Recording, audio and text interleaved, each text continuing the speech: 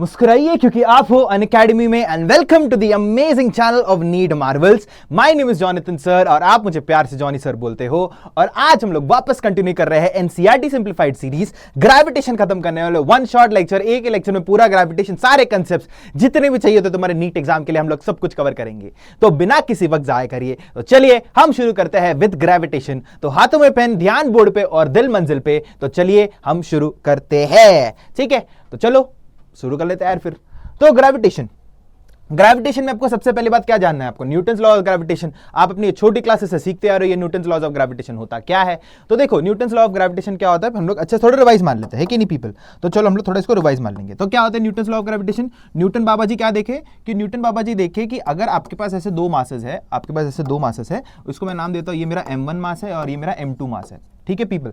और इसके बीच में जो डिस्टेंस है, ये जो डिस्टेंस ले रहा हूं मुझे सेंटर से लेना है। ये दो, अगर मैंने दो स्फीयर लिए है, ये सेंटर से मुझे लेना है इसका जो डिस्टेंस है, ठीक है। ऐसा नहीं कि इसके मतलब सरफेस से ले रहे हो, नहीं, तुम सेंटर को ज्वाइन करके जो लाइन आ रहा है वो तुम्हारा डिस्टेंस है। तो अगर समझो ये जो डिस्टेंस है ये तुम्हारा r है, तो न्यूटन बाबा जी क्या बोले, न्यूटन बाबा जी ये बोले कि ये जो फोर्स है this is directly proportional to the product of their masses, इतना तो हमको पता है, and this force is inversely proportional to the square of the distance between them, ठीक है। तो ये दो रिलेशन हम लोग को पता है और ये दो रिलेशन को एक काम करते हैं, डब्बा मार के रख देंगे कि ये दो रिलेशन हम लोग को इंपॉर्टेंट है, ठीक है पीपल। अच्छा, तो चलो ये हम लोगों ने ऐसे डब्बा मार के रख दिया और इधर भी हम लोगों ने डब्बा मार के रख दिया, ओके। अभी हम लोग अगर हम लोग ने ये रिलेशन में इसको थोड़ा और हम लोग ने एक्सटेंड किया तो हम लोग क्या लिख सकते हैं, हम लिख सकते हैं कि that is f is directly proportional to m1 by m2 divided by r square. हम लोग ऐसा लिख सकते हैं। कांस्टेंट ऑफ प्रोपोर्शनलिटी हटेगा तो आपको मिलेगा that f is equal to capital G, जो आपका कांस्टेंट है, capital G m1 m2 divided by r square. ये हम लोग को पता चल गया। एंड दिस ये जो है ये अपना है जो फेमस हम लोग न्यूटन्स लॉ ऑफ ग्रेविटेशन बोलते हैं, उसका मैथमेटिकल फिनोमेना या इक्वेशन हम लोग का ये होता है, ठीक है। इसमें ज्यादा बात करने की जरूरत थी क्योंकि हम लोग छोटे क्लासेस में सीखते आ रहे हैं। इसमें आपको एक बात जो ध्यान देना है कि ये जो g का जो वैल्यू है, ठीक है, यहाँ पर जो कैपिटल G का वैल्यू है दैट इज अराउंड 6.67 इंटू 10⁻⁻11। अच्छा, अभी यूनिट्स कैसे निकालेंगे, यूनिट्स देखो कैसे निकालते हैं, सिंपल सी बात है। तुमको g चाहिए यहाँ पर, है ना, तुमको g चाहिए, तो अगर तुम g को यहाँ पर आइसोलेट करोगे तो तुमको क्या मिलेगा, तुम लोग को मिलेगा that g is equal to r square को इधर लेके आओ, m1 m2 को इधर लेके आओ, तो तुमको दिखेगा f r square divided bye m1 m2 मिल रहा है ना। तो ये बेसिकली क्या हो रहा है, f मतलब तुम्हारा न्यूटन होता है, r स्क्वायर तुम्हारा मीटर स्क्वायर हो जाएगा और डिवाइडेड बाय ये क्या हो जाएगा, ये हो जाएगा तुम्हारा kg स्क्वायर, ये हो जाएगा तुम्हारा kg स्क्वायर। तो तुमको क्या किसका यूनिट्स मिल चुका है, तुमको g का यूनिट्स मिल चुका, तो इधर लिख दो।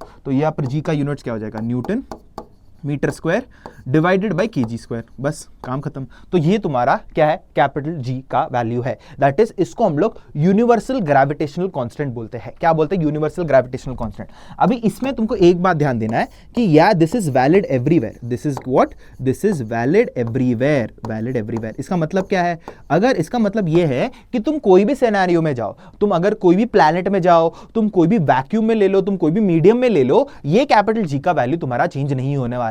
क्या मैं इतना क्लियर हूं, क्या आपको बात समझ में आ रही है। मतलब अगर तुम इसको कोई भी एनी मीडियम, एक सेकेंड, हाँ, एनी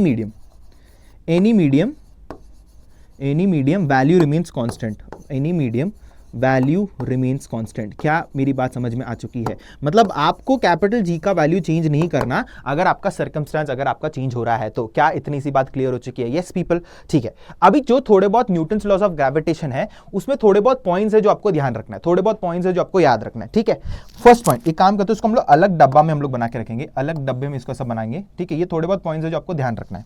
फर्स्ट पॉइंट जो है, फर्स्ट पॉइंट ये है कि ये एक सेंट्रल फोर्स है। क्या है, ये एक सेंट्रल फोर्स है। अच्छा, अभी ये जो सेंट्रल फोर्स का जो टॉपिक है ना, अगर आप बड़े क्लासेस में अभी जाओगे और आप physics as a major subject लोगे तो सेंट्रल फोर्सेस जो है एक बहुत बड़ा टॉपिक है, एक बहुत बड़ा सब्जेक्ट है, बहुत डिटेल में पढ़ते हो इसको आप, बट आपको इधर अभी पढ़ने की जरूरत नहीं है। सेंट्रल फोर्सेस का ये मतलब है कि ये जो फोर्स है एक्ट अलोंग द सेंटर करता है। अभी ये मास m1 है, ये मास m2 है, इसके सेंटर को इसके सेंटर से कनेक्ट करो और ये जो फोर्स है आपके सेंटर्स के थ्रू लगता है। मतलब अगर आप इसमें फोर्स दिखाना चाहते हो तो आप कैसे दिखाओगे, ये m1 है, ये m2 है, तो ये एक फोर्स अट्रैक्टिव फोर्स होगा, ये एक अट्रैक्टिव फोर्स होगा, ये होगा this will be force on one due to 2 होगा। ये जो एरो मैंने दिखाया है, this is basically force on mass m1 due to m2, क्योंकि m2 m1 को कुछ तो अट्रैक्ट कर रहा होगा। वैसे ही इधर आपको एक और फोर्स मिलेगा, वो क्या हो जाएगा, this will force on mass m2 due to mass m1। क्या आपको ये बात समझ में आ रही है? तो this always acts along the centre. क्या आपको बात समझ में आ रही है? उसका मतलब है सेंट्रल फोर्स, ठीक है। और फिर अगर हम लोग बात करेंगे, ये आपका ऑलवेज एन अट्रैक्टिव फोर्स होने वाला है, ऑलवेज एन अट्रैक्टिव फोर्स। क्या यह बात समझ में आ रही है? Always an attractive force. अच्छा, और अगर आपको समझो कि ग्रेविटेशन पूरा अच्छे से समझ गया है, तो 12th का इलेक्ट्रोस्टैटिक्स समझ लो आपका पूरा हो चुका है। यस, इलेक्ट्रोस्टैटिक्स और ग्रेविटेशन का कंसेप्ट एकदम सेम है, एकदम सेम है, कोई डिफरेंस नहीं है। और आपको अगर ये समझ में आ गया ना, तो समझ लो लिटरली आपको पूरा इलेक्ट्रोस्टैटिक्स भी खत्म हो गया। तो ध्यान दो, और आपका पूरा क्लास 12th भी आपका हो जाएगा ग्रेविटेशन के साथ। तो सेंट्रल फोर्स है और अट्रैक्टिव फोर्स है, हम लोग को ये बात समझ में आ रही है। तो अट्रैक्टिव फोर्स हम लोग को समझ में आया, बट इलेक्ट्रोस्टैटिक्स क्या हो सकता है, उसमें चार्जेस इन्वॉल्व करके उसमें रिपल्सिव फोर्सेस भी आता है। बट इसमें आप हमको हमेशा ध्यान देना कि इसमें क्या होगा, हमेशा आपका अट्रैक्टिव फोर्स होगा। और फिर जैसे कि मैंने बोला कि यहां पर G does not, capital G does not change, capital G does not change, आपको ये ध्यान देना है, capital G does not change, आपको ये ध्यान देना है। तो ये थोड़े बहुत पॉइंट्स हैं जो आपको ध्यान रखने हैं। मैं थोड़ा बहुत साइड हटता हूं, जिससे कि आपको ये थोड़ा बहुत नोट्स देख सकते हो, और आप ये तो लिख सकते हो या स्क्रीनशॉट लेके रख सकते हो। 1 सेकंड का टाइम दूंगा मैं, ठीक है पीपल? आई होप सो आपने ये लिख लिया होगा, ठीक है। अच्छा, अभी इसमें आपको एक और ध्यान देना है कि ये जो आपने जो भी लिखा है ना, इसमें अगर आप देखोगे F12 जो है ऑब्वियसली एक वेक्टर क्वांटिटी है, ऑब्वियसली एक वेक्टर क्वांटिटी है। F12 जो होगा that will be equal to minus of F21। अभी इसका मैंने मतलब क्या लिखा है? इसका मतलब ये है कि मैग्नीट्यूड वाइज दोनों सेम है। क्या लिखा हूं मैंने? मैग्नीट्यूड वाइज दोनों सेम है, बट उल्टे डायरेक्शन में, दोनों ऑपोजिट डायरेक्शन में करके मैंने यहां पर माइनस साइन लगाया है। और ये जो चीज है, ये जो चीज लिखा है, this supports what, this supports Newton's laws का थर्ड लॉ यहां पर फॉलो हो रहा है। थर्ड लॉ मतलब every equal and opposite reaction, मतलब every force has an equal and opposite reaction. यहां पर आपको ये चीज दिख रहा है। वन मोर मेजर थिंग जो आपको ध्यान रखना है, और बहुत सारे लोग इसमें मतलब भूल जाते हैं कि दिस थिंग, दिस लॉ जो है, this is only valid for point masses. क्या आपको ये बात चमका है? This is only valid for point masses. Point masses मतलब पॉइंट मासेस मतलब क्या हुआ कि बहुत चिंटू से एकदम चिंटू मासेस के लिए होता है ना, एकदम। अगर हम लोग मतलब डीएम मास की बात करें, बहुत छोटे मासेस की बात करें, बस उनके लिए वैलिड होता है ये। अब बड़े मासेस के लिए आप ये न्यूटन्स लॉस ऑफ ग्रेविटेशन आप नहीं लगा सकते हो, उसमें आपको ग्रेविटेशन का इंटीग्रेशन आपको यूज करना पड़ेगा। अभी इसमें बहुत सिंपल सा कंसेप्ट है, अगर आपको जानना है तो मैं इधर ही बता देता हूं कि हम लोग क्यों नहीं यूज कर सकते। देखो, अगर यहां पर मैं एक बॉडी ले रहा हूं, यहां पर मैंने एक बॉडी ले लिया, इसको मैं भी पॉइंट मास कंसिडर नहीं कर रहा हूं मैं। यहां पर इसको मान लो कि मेरा कैपिटल M का मास है, कैपिटल M का मेरा यहां पर एक मास है। तो समझो यहां पर मुझे ये वाले डिस्टेंस में, इतने डिस्टेंस पे मुझे क्या निकालना है, मुझे फोर्स निकालना है मुझे, ठीक है। इतने डिस्टेंस में, इतने r डिस्टेंस में मुझे यहां पर फोर्स कितना है मुझे निकालना है। सिंपल सी बात है, ये तो बहुत सारे छोटे पॉइंट मासेस से बना होगा, छोटे पॉइंट मासेस से। और अगर आप देखोगे सबका डिस्टेंस अलग है ना, देखो सबका डिस्टेंस अलग है, तो आप क्या न्यूटन्स लॉस ऑफ ग्रेविटेशन यहां पर नहीं लगा सकते हो। आपको बात समझ में आ रहा है? तो हम लोग पॉइंट मासेस के बारे में ऐसा क्यों कंसिडर करते हैं। तो प्लीज क्वेश्चन को ध्यान से पढ़िए और देखो कि पॉइंट मासेस की बात हो रही है कि नहीं हो रही है। तो प्लीज इंटीग्रेशन का यूज करो। इंटीग्रेशन कैसे यूज करते हैं मैं इसको बता दूंगा। क्या आपको बात समझ में आ रही है? ठीक है पीपल, आगे बढ़े। यस, आगे बढ़ सकते हैं। ओके, चलो आगे बढ़ते हैं।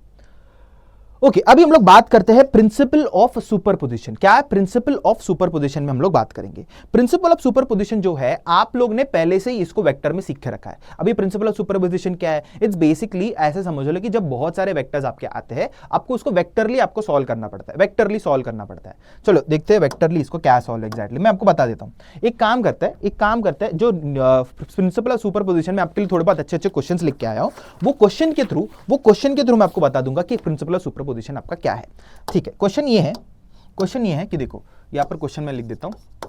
क्वेश्चन ये है कि समझो यहां पर आपके पास एक मास है, आपके पास यहां पर एक मास है, ये स्मॉल m मास है, फिर यहां पर एक और मास है, यहां पर एक और मास है, और फिर यहां पर एक और मास है, यहां पर एक और मास है। ठीक है, और जब भी आप इनको कनेक्ट करते हो, इसके सेंटर से आप कनेक्ट करते हो, तो आपको यहां पर एक इंटरेस्टिंग फिनोमेना दिखेगा कि आपको यहां पर दिखेगा कि यहां पर आपका एक इक्विलैटरल ट्रायंगल जैसा बन रहा है। इक्विलैटरल ट्रायंगल जैसा आपको एक चीज बनते हुए दिख रहा है। हाँ जी, और अगर ये इक्विलैटरल ट्रायंगल है तो ये आपका 60 डिग्री होगा, ये आपका 60 डिग्री, ये आपका 60 डिग्री, ये आपका 60 डिग्री, सब कुछ 60 डिग्री है ना।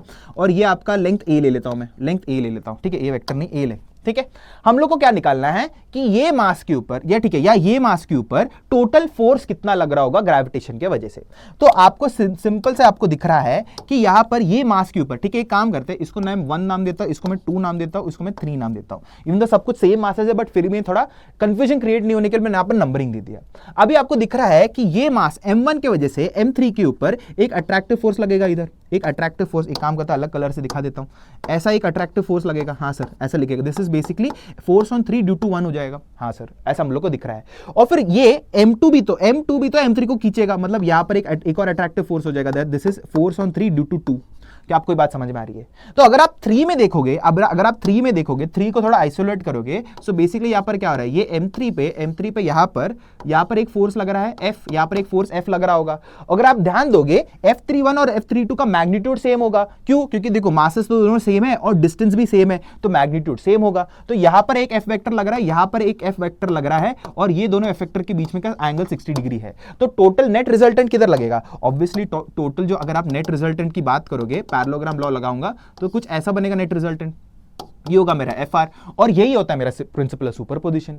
बस इतना ही था, बस इतना ही था। आपको इतना ही करना है प्रिंसिपल ऑफ सुपरपोजिशन, आपको बस वेक्टर लॉस यूज करना है और कुछ नहीं है। तो अगर मुझे इसको सॉल्व करना है, मैं क्या करूंगा? बहुत सिंपल सी बात है यार, मैं करूंगा that FR will be equal to square root of, अगर हम लोगों ने ये वेक्टर लॉज में सीखा है, इसको हम लोग क्या करेंगे, दिस विल बी, मैं एक जनरल फॉर्मूला लिख देता हूं, F1 square plus F2 square plus 2F1 F2 cos theta. ठीक है, और ये थीटा क्या होता है? Theta is basically the angle between the two vectors. ठीक है, हम लोग को बात समझ में आ गई। चलो इसको सॉल्व कर लेते हैं। इसको जो भी हम लोग सॉल्व करेंगे, मुझे आता है FR is equal to square root of, ये हो जाएगा मेरा F स्क्वायर, ये हो जाएगा अगेन मेरा F स्क्वायर हो जाएगा। अच्छा, अभी मैं F का वैल्यू ढूंढ नहीं रहा हूं, क्योंकि यहां पर F दोनों का वैल्यू F ही है ना, तो मैं यहां पर F के साथ खेल रहा हूं। लास्ट में मैं F का वैल्यू डाल दूंगा, बहुत आसान हो जाएगा। F square plus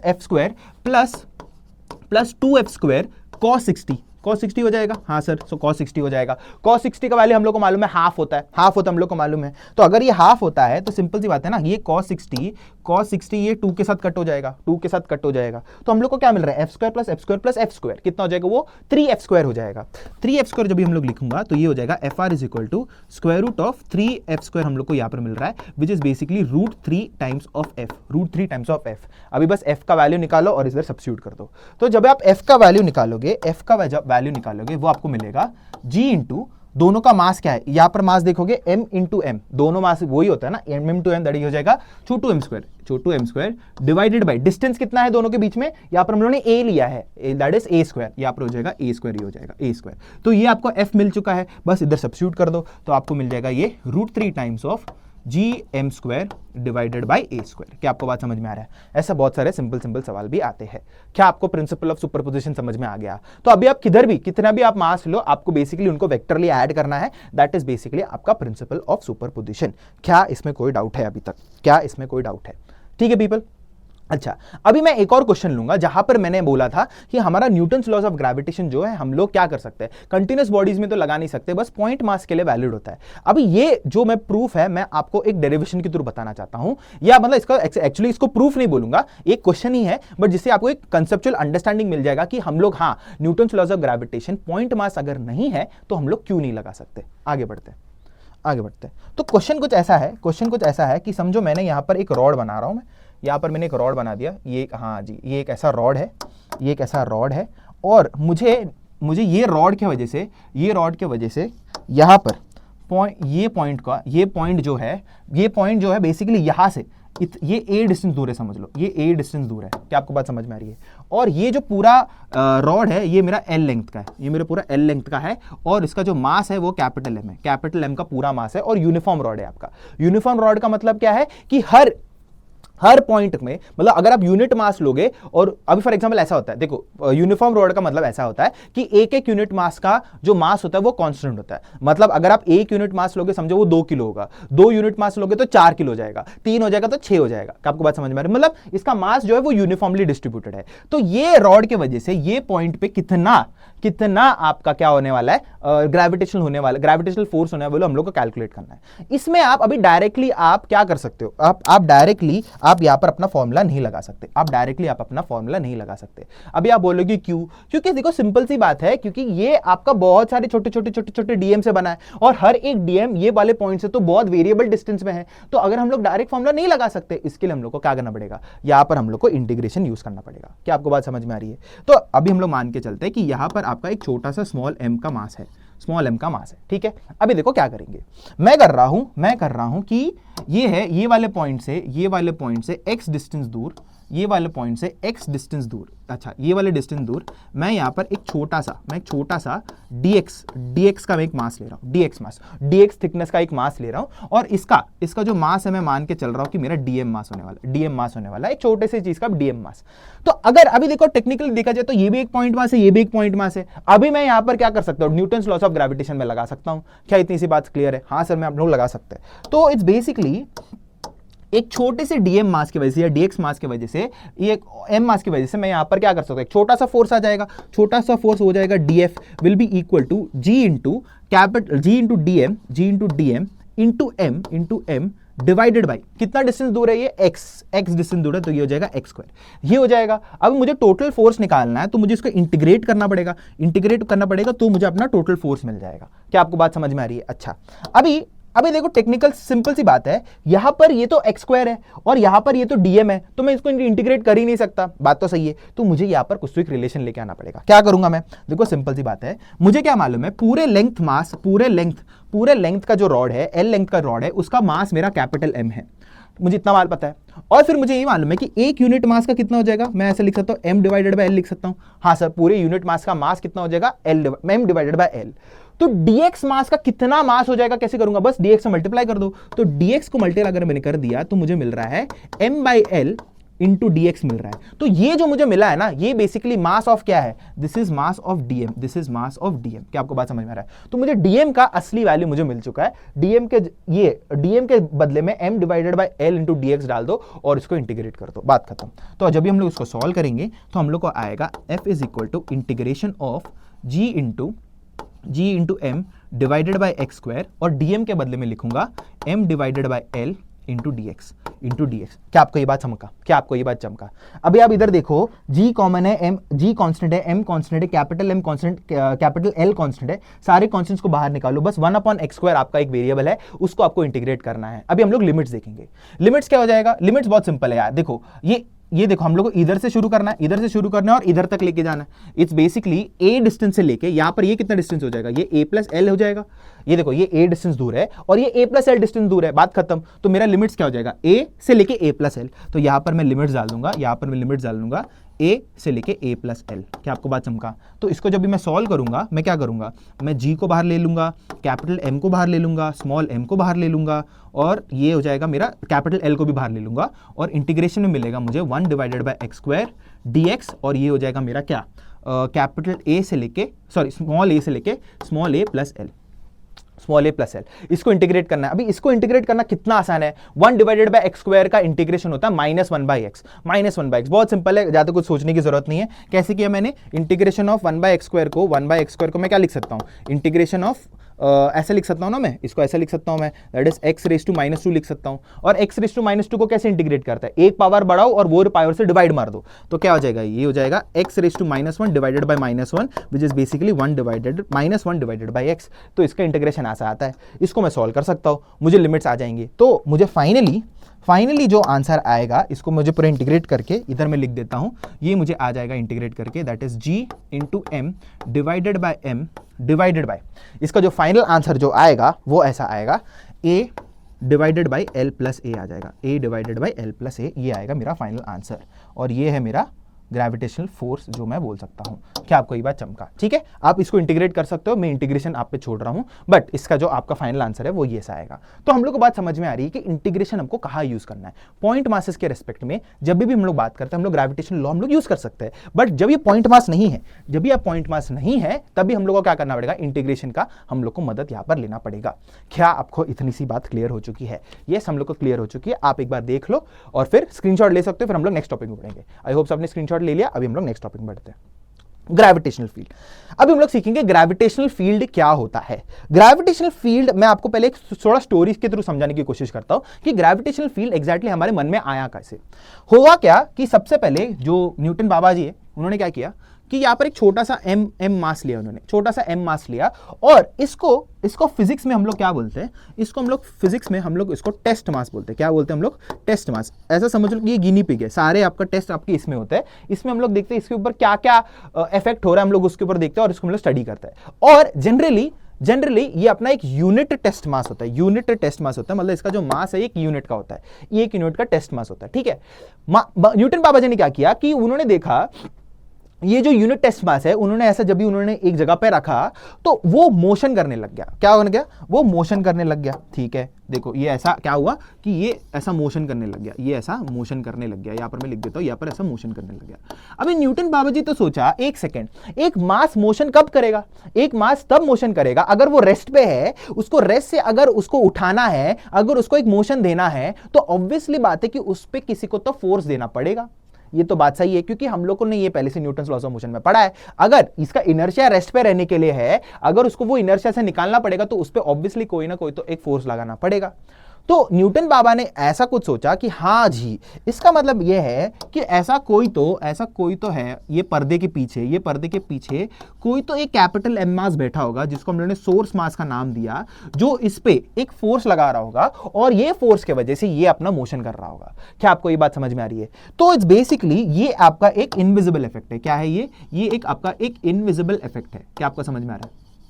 invisible effect है, ठीक है। तो मतलब तो न्यूटन बाबा जी क्या बोला कि ये कैपिटल एम का कोई ना कोई तो एक फील्ड बना होगा, ऐसा कोई ना कोई तो एक एरिया बना होगा जिसके अंदर आते ही ये स्मॉल एम मास को एक फोर्स फील हो रहा है और वो फोर्स फील होने की वजह से ऑब्वियसली ये एक्सेलरेट करना शुरू करेगा और ये मोशन में आना शुरू कर देगा। क्या आपको ग्रेविटेशनल फील्ड का थोड़ा बहुत आइडिया आ रहा है? आई होप सो आपको आइडिया आ रहा है।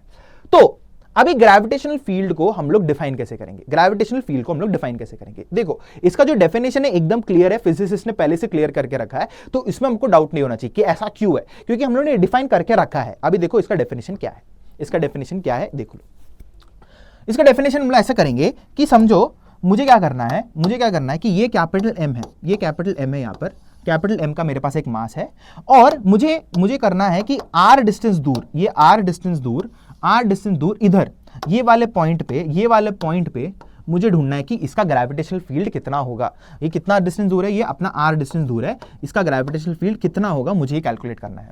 अभी इसको कैलकुलेट करने के लिए हम लोग क्या करेंगे, एक यूनिट टेस्ट मास लेके आओ और इसको इधर डाल दो। तो चलो हम लोग एक यूनिट टेस्ट मास लेके आते हैं और इसको इधर डाल देते हैं। सर चलो बना दिया यूनिट टेस्ट मास, बस।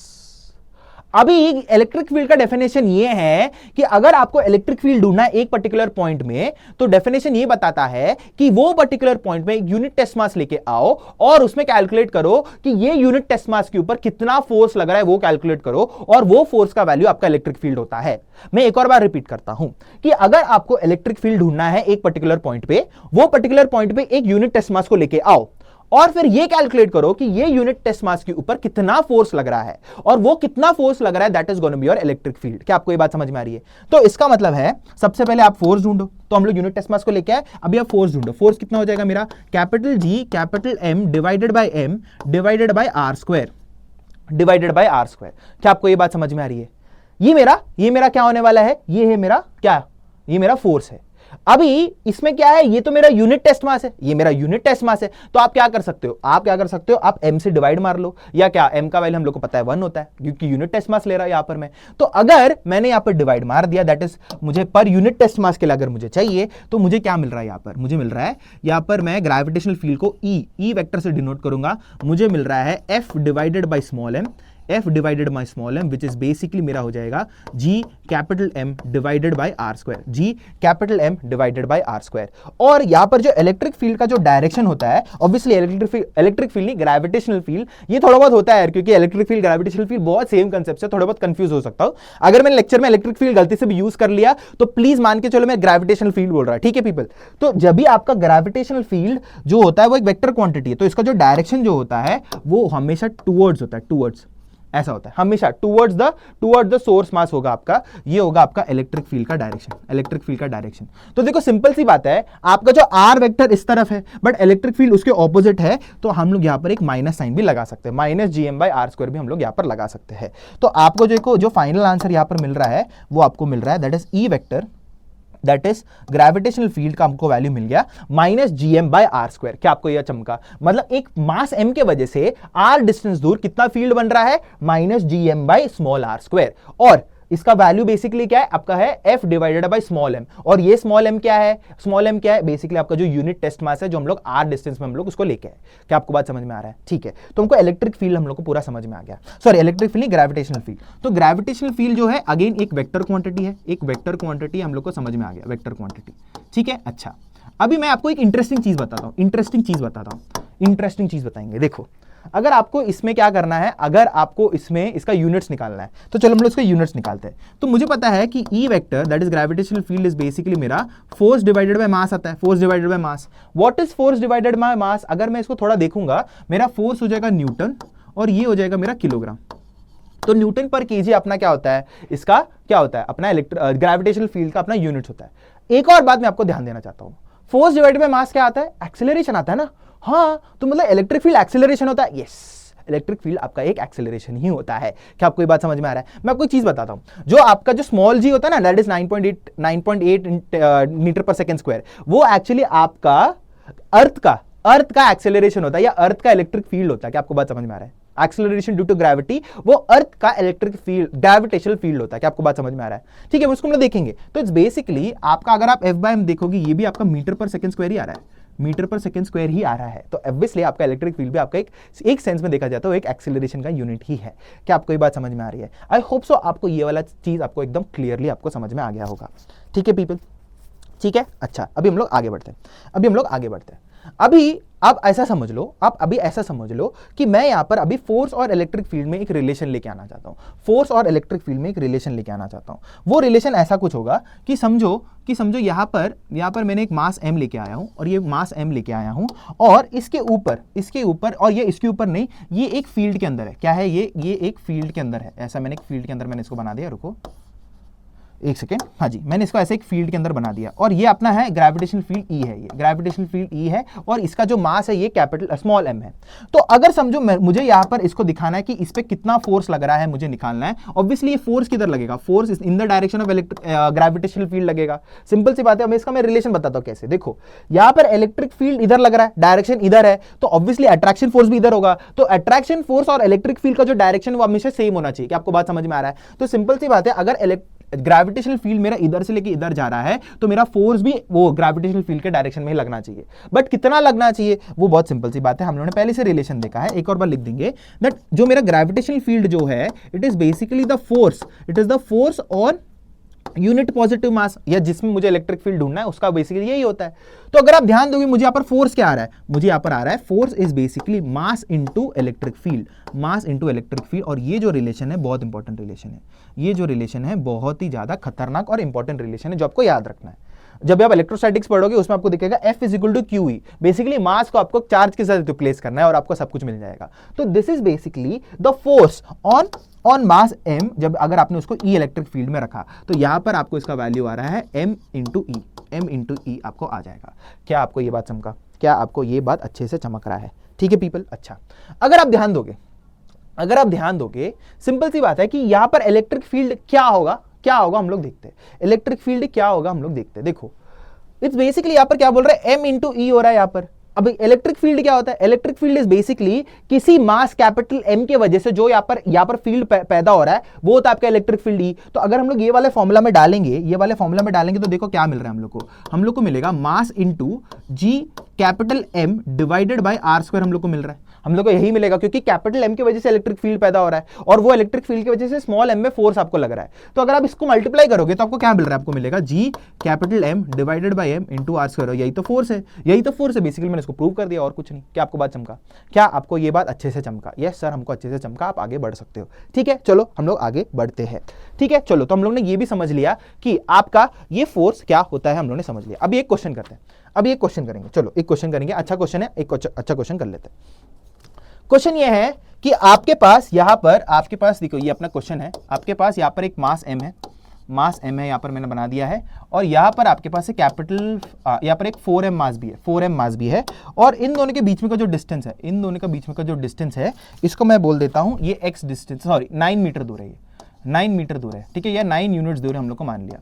मुझे एक ऐसा पॉइंट ढूंढना है, मुझे एक ऐसा पॉइंट ढूंढना है जहां पर मेरा इलेक्ट्रिक फील्ड मेरा जीरो हो जाएगा या नल हो जाएगा। तो समझ लो मेरा पॉइंट ये है, ये मेरा ऐसा पॉइंट है, ये वाला पॉइंट है जहां पर मेरा इलेक्ट्रिक फील्ड मेरा क्या होने वाला है, मेरा नल होने वाला है। सिंपल सी बात है, मैं क्या कर रहा हूं, मैं यहां पर बोल दूंगा कि मान लेते कि कैपिटल M से ये कितना डिस्टेंस दूर है, ये x डिस्टेंस दूर है। तो अगर ये x डिस्टेंस दूर है तो ये कितना डिस्टेंस हो जाएगा, अगर ये x है तो ये मेरा 9 - x होना चाहिए, 9 - x होना चाहिए, बात खत्म। यही तो होगा ना, ऑब्वियस ही बात है, ये तो मेरा इतना ज्यादा दिमाग लगाने की जरूरत नहीं है, तो सिंपल मैथ्स है। तो मुझे क्या करना है कि मैंने मान के चल रहा हूं कि ये वाले पॉइंट पे मेरा क्या होगा, मेरा इलेक्ट्रिक फील्ड नल होगा या मैं जीरो हो जाएगा। बस जीरो क्यों हो रहा है, जीरो क्यों हो रहा है, देखो सिंपल सी बात है, जीरो क्यों हो रहा है, सिंपल सी बात है, देखो ध्यान लो यहां पर। तो यहां पर कैपिटल M के वजह से यहां पर ये वाले पॉइंट पे इलेक्ट्रिक फील्ड ऐसा हो जाएगा, ये हो जाएगा मेरा E1 नाम बोल देता हूं मैं, और ये 4m के वजह से इलेक्ट्रिक फील्ड किधर हो जाएगा, इधर हो जाएगा, ये हो जाएगा E2। तो बेसिकली एक पॉइंट ऐसा आ जाएगा जहां पर E1 और E2 का वैल्यू मैग्नीट्यूड सेम है और एक दूसरे को कैंसिल कर रहे हैं, उसकी वजह से आपका electric field, net electric field आपका जीरो आ रहा है। तो हमको बेसिकली क्या करना है, एक ऐसा पॉइंट में ढूंढना है जहां पर E1 और E2 आपका इक्वल है।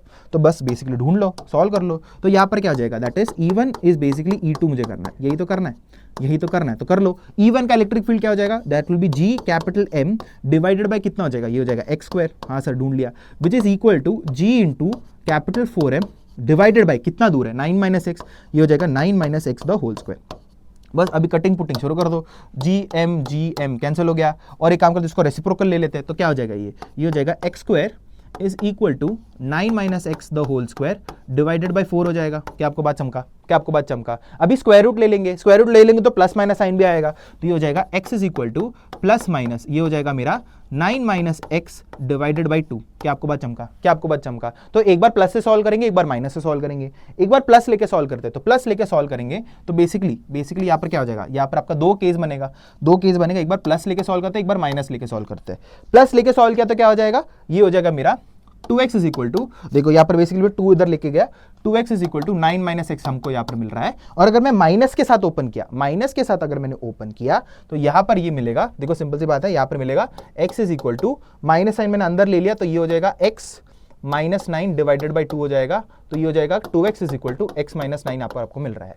चलो इसको सॉल्व कर लेते हैं, तो ये हो जाएगा 3x is equal to 9, 3x is equal to 9 और x इज इक्वल टू 3 आपको यहाँ पर मिल रहा है। और फिर दूसरे कंडीशन में आपको क्या मिलेगा, ये आपको मिलेगा x इज इक्वल टू -9 मिल रहा है। अभी इन दोनों में से सही कौन सा हम लोग को निकालना है, x इज इक्वल टू -9 यहाँ पर हम लोग को मिल रहा है, अभी इन दोनों में से सही कौन सा है। अभी x इज इक्वल टू 3 मतलब क्या है, ये वाला पॉइंट कैपिटल M से 3 डिस्टेंस के पॉइंट में आपको इलेक्ट्रिक फील्ड आपको क्या जीरो मिल रहा है। तो ये तो हम लोग मान सकते हैं कि ये सही है, ये सही हम लोग मान सकते हैं। अभी हम लोग देखेंगे कि x इज इक्वल टू -9 आपका सही है कि नहीं। x इज इक्वल टू -9 मतलब क्या हो जाएगा, बेसिकली इधर हो जाएगा, इधर एक ऐसे एक पॉइंट हो जाएगा जो आपका क्या है 9 यूनिट्स पीछे है। तो देखो सिंपल सी बात है, यहां पर कैपिटल M की वजह से इलेक्ट्रिक फील्ड किधर होगा, इधर होगा, ये होगा आपका E1 इधर हो जाएगा, और 4m की वजह से किधर हो जाएगा, ऑब्वियसली 4m की वजह से इधर हो जाएगा। तो यहां पर आपको साफ साफ दिख रहा है E1 और E2 ऐड हो रहा है, यहां पर आपका इलेक्ट्रिक फील्ड जीरो नहीं होगा, तो ये आपका एक सोल्यूशन नहीं है। बस आपको इधर यहां पर एक ही सोल्यूशन आएगा, that is x is equal to +3। क्या आपको ये बात चमका, ये सर हमको चमका और ये क्वेश्चन अच्छा था, ठीक है, क्या आपको चमका, ठीक है। अभी हम लोग आगे बढ़ते हैं। अभी हम लोग समझेंगे कि जो आपका जो ग्रेविटेशनल फील्ड है आपका हॉलो स्फीयर के लिए आपको कितना आ रहा है, हॉलो स्फीयर के लिए आपको कितना आ रहा है, ठीक है। अभी हॉलो स्फीयर मतलब क्या है कि एक स्फीयर है जो अंदर से खोखला है। क्या आपको बात चमका, एक स्फीयर है जो अंदर से खोखला है, मतलब देख लो। तो हॉलो स्फीयर में मैं अभी यहाँ पर एक हॉलो स्फीयर बना लेता हूं, ये आपका हॉलो स्फीयर है जिसका रेडियस जो है सेंटर से, जो रेडियस जो है कैपिटल R है और मास आपका कैपिटल M है।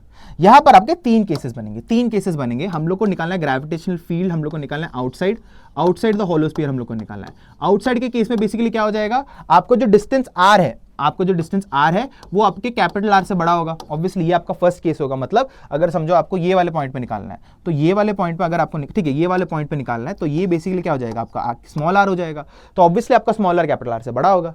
सेकंड केस क्या हो जाएगा, मैं सरफेस पे लेना चाहता हूं, सरफेस में क्या हो जाएगा आपका R is equal to capital R हो जाएगा। हाँ जी, ये हमको समझ में आ रहा है, इसमें कोई डाउट नहीं है। थर्ड केस क्या आपको जो समझना है, हमको इनसाइड द स्फीयर समझना है। क्या इनसाइड द स्फीयर कोई भी आपका ग्रेविटेशनल फील्ड होगा क्या, that is R less than R हम लोग को निकालना है। क्या आपको बात चमका? ठीक है, तो ये तीनों केस के लिए हम लोग को निकालना है, तीनों केस के लिए हम लोग को निकालते हैं। ठीक है, फर्स्ट केस हम लोग बहुत आसान वाला लेंगे, दैट इज आउटसाइड वाला लेंगे, आउटसाइड वाला लेंगे। तो एक काम करते हैं हम लोग, इसको हम लोग को ये समझा है हम लोग को, इसको हम लोग थोड़ा छोटा कर देंगे, थोड़ा छोटा कर लिया, और इसको हम लोग थोड़ा सा इस तरफ शिफ्ट कर लेंगे जिससे कि हम लोग को थोड़ा जगह मिल जाएगा। ठीक है, तो अब आई होप सो आपको उधर दिख रहा होगा। फर्स्ट केस हम लोग ले लेते हैं, हम लोग को निकालना है आउटसाइड के लिए, हम लोग को निकालना है आउटसाइड के लिए, आउटसाइड के लिए। अच्छा, अभी देखो आउटसाइड के लिए अगर मुझे निकालना है, सिंपल सी बात है कि अगर मैं यहाँ पर एक पॉइंट हूं, यहाँ पर मैं एक पॉइंट हूं, ये जो आउटसाइड वाला पॉइंट है, मैं यहाँ पर एक पॉइंट हूं, अगर मैं वो पॉइंट में वो बड़े से मास m को देख रहा हूं, मुझे क्या लगेगा? मुझे ऐसा लगेगा ना कि ये जो बड़ा m मास जो है, इसका पूरा मास जो है पूरा इसका कॉन्सेंट्रेटेड है इसके सेंटर में। ऑब्वियस ही बात है यार, मुझे तो अगर मैं एक पॉइंट मास हूं, मैं एकदम दूर बैठा हूं और मुझे तो दिख रहा है ना यार, ये तो कैपिटल है मेरे लिए तो एक पॉइंट मास के बराबर है जिसका सारा मास उसके सेंटर में कॉन्सेंट्रेटेड है। बात तो सही है ना? मैं तो ऑब्वियसली मुझे थोड़ी पता है वो खोखला है कि नहीं, तो मुझे तो ऐसे ही दिखेगा ना कि ये पूरा एक पॉइंट मास m है जिसका इसका पूरा मास जो है कैपिटल M में कॉन्सेंट्रेटेड है। तो अगर कैपिटल M में कॉन्सेंट्रेटेड है, ये भी एक पॉइंट मास हो गया, तो यहां पर मैं डायरेक्टली अपना क्या न्यूटन्स लॉज ऑफ ग्रेविटेशन लगा सकता हूं, तो यहां पर काम खत्म हो जाएगा। तो अच्छा, और एक और बात जो मुझे यहां पर बोलना था कि ये जो फॉर्मूला जो हम लोगों ने डिराइव किया ना, किधर गया ये, किधर गया ये, ये तो अपना f हो गया, अपना g e किधर गया, अपना e किधर गया, मुझे वो निकालना है। हाँ, ये जो है ना, ये भी आपका क्या, only valid for point, only valid for point masses होता है, valid for point masses, valid for point, valid for point masses. क्या बात चमका? हाँ सर, हमको बात चमका। तो आप इधर भी ये हॉलो के केस में भी आप क्या कर सकते हो, अब अपना ये वाला यूज कर सकते हो, बात खत्म। तो यहां पर आपको एक बात समझना है, that the gravitational field when r is greater than r, ये वाली कंडीशन में अगर आप लिखोगे, इसमें भी आपको आंसर आएगा -gm divided by r square, ये आपको आंसर आएगा। क्या आपको ये बात चमका? क्या आपको ये बात चमका? और आपको ये भी चमकना चाहिए कि मैंने यहाँ पर ऐसा क्यों लिखा, क्योंकि हम लोग ने मान लिया कि कैपिटल M का पूरा मास जो है सेंटर पे कॉन्सेंट्रेटेड है। क्या इसमें कोई डाउट है? क्या इसमें कोई डाउट है? ठीक है, तो यहाँ पर आपको एक सिंपल रिलेशन दिख रहा होगा कि यहाँ पर आपका जो ग्रेविटेशनल फील्ड है, इट इज डायरेक्टली प्रोपोर्शनल या inversely proportional to the square of the distance. ये बहुत इंपॉर्टेंट है क्योंकि हम लोग ग्राफ हम लोग इससे ही बनाने वाला है, ये भी हम लोग को चमका सर। फिर हम लोग बात करेंगे सेकंड वाला केस है, सेकंड वाला केस है सरफेस की बात करेंगे, सरफेस की, दैट इज सरफेस की। मतलब अगर कोई पॉइंट मास है जो कैपिटल M मास के एकदम ठीक ऊपर बैठा है, मतलब ऊपर अगर बैठा है तो मतलब क्या हो जाएगा, इट्स बेसिकली ये वाला केस हो जाएगा, ये वाला केस हो जाएगा, हम लोग यही करना है। तो इधर भी आपका सेम कंडीशन आएगा, अगर एक पॉइंट मास हो, अगर एक बड़े मास M को देख रहे हो, आपके लिए तो वो मतलब पॉइंट मास जैसे हो जाएगा, मतलब उसका जो पूरा मास M का जो मास M है वो आप मान लोगे एकदम सेंटर में कॉन्सेंट्रेटेड है उसका। तो इसमें भी जब आप कैलकुलेट करोगे, तो इसमें भी आप जब कैलकुलेट करोगे तो that is E on surface, that is E on surface आपको आएगा -g capital M divided by capital R square, that is radius. Obviously बात है, ये मेरा रेडियस हो जाएगा, ये मेरा रेडियस हो जाएगा।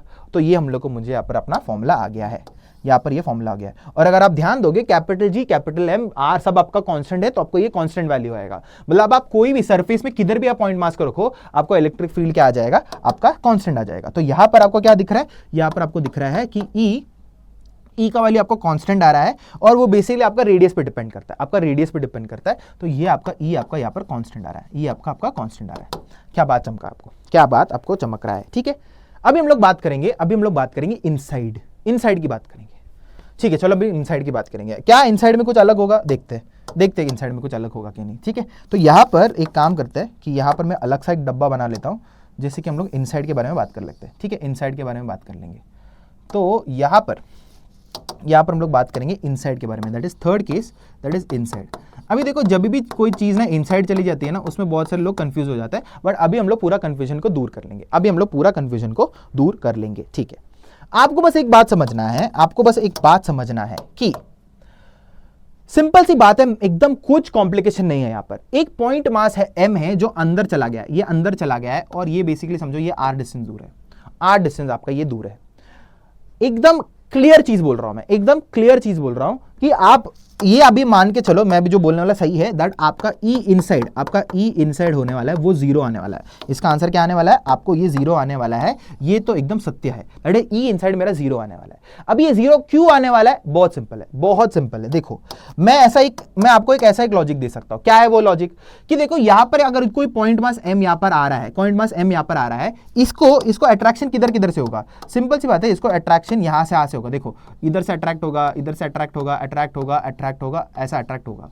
बट साथ ही साथ इसको तो इधर भी तो फोर्स लग रहा होगा, ऐसा ऐसा ऐसा ऐसा, इधर भी तो फोर्स लग रहा होगा ना, ऐसे भी तो फोर्स लग रहा होगा। अभी टेक्निकली देखो, ये वाला पॉइंट मास इधर वाले सेक्टर से तो बहुत पास है, तो इधर ज्यादा फोर्स लग रहा होगा। बट साथ ही साथ इधर तो बहुत बड़ा सेक्टर है ना, कम फोर्स लग रहा है, बहुत सारे फोर्सेस लग रहे हैं, तो बेसिकली सब कैंसिल आउट हो रहे हैं, सब आपके कैंसिल आउट हो जाएंगे और उसके वजह से आपका ई इनसाइड आपका जीरो आने वाला है। क्या एक बार एकदम क्लियर हो चुका है? So any point mass inside a hollow sphere, उसमें आपको जो ग्रेविटेशनल फील्ड आने वाला है वो आपका जीरो आने वाला है, वो आपका क्या होने वाला है? जीरो आने वाला है। अभी इसमें हम लोग ग्राफ बनाएंगे, अभी हम लोग इसमें ग्राफ बनाएंगे। ये ग्राफ बहुत इंपॉर्टेंट है, बहुत सारे सवाल आते हैं, बहुत सारे सवाल आते हैं।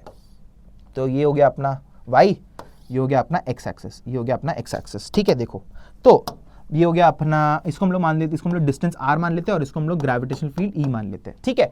तो देखो अभी हम अंदर से शुरू करते हैं, अभी हम लोग अंदर से शुरू करते हैं। जब भी हम लोग अंदर से शुरू करेंगे तो देखो अंदर पूरा आपका क्या होगा? जीरो होगा, पूरा होगा जीरो। कब तक जीरो होगा? जब तक वो आर रेडियस तक पहुंच नहीं जाता, तो बेसिकली पूरा जीरो होगा। इस बेसिकली अगर ये मेरा ओरिजिन है, पूरा जीरो होगा। कब? किधर तक? ये पॉइंट तक। और ये पॉइंट कौन सा है मेरा? ये पॉइंट मेरा r is equal to R है, ये मेरा r is equal to R वाला पॉइंट है।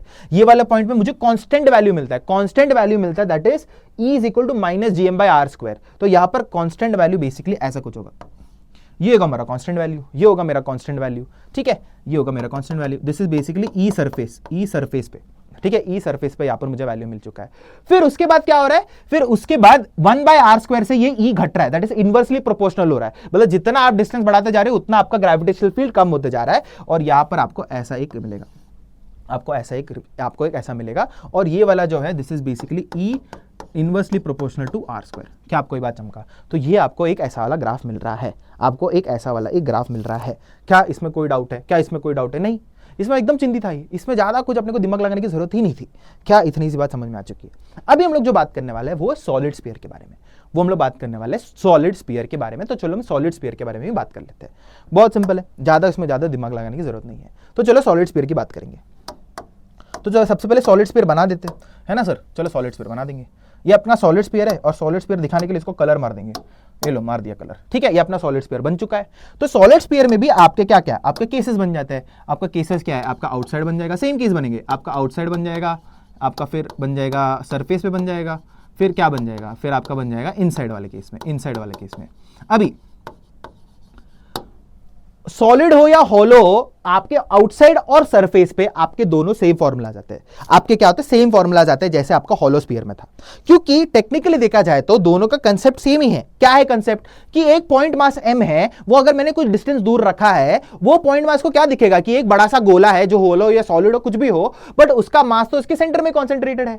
तो इससे मुझे क्या पता चल रहा है कि दोनों का जो फॉर्मूला है वो यहां पर सेम आएगा, वो यहां पर सेम आएगा। मतलब क्या फॉर्मूला आएगा? That is E is equal to, यहां पर आ जाएगा minus G capital M divided by R square. ये मुझे आएगा आउटसाइड के लिए, और सरफेस पे आ जाएगा that is E is equal to minus G capital M divided by R capital R square मुझे आ जाएगा। तो ये फॉर्मूला तो मुझे पक्के से मुझे मालूम है ये आने वाला है, तो इसमें मुझे डाउट नहीं है, इसमें मुझे डाउट नहीं है।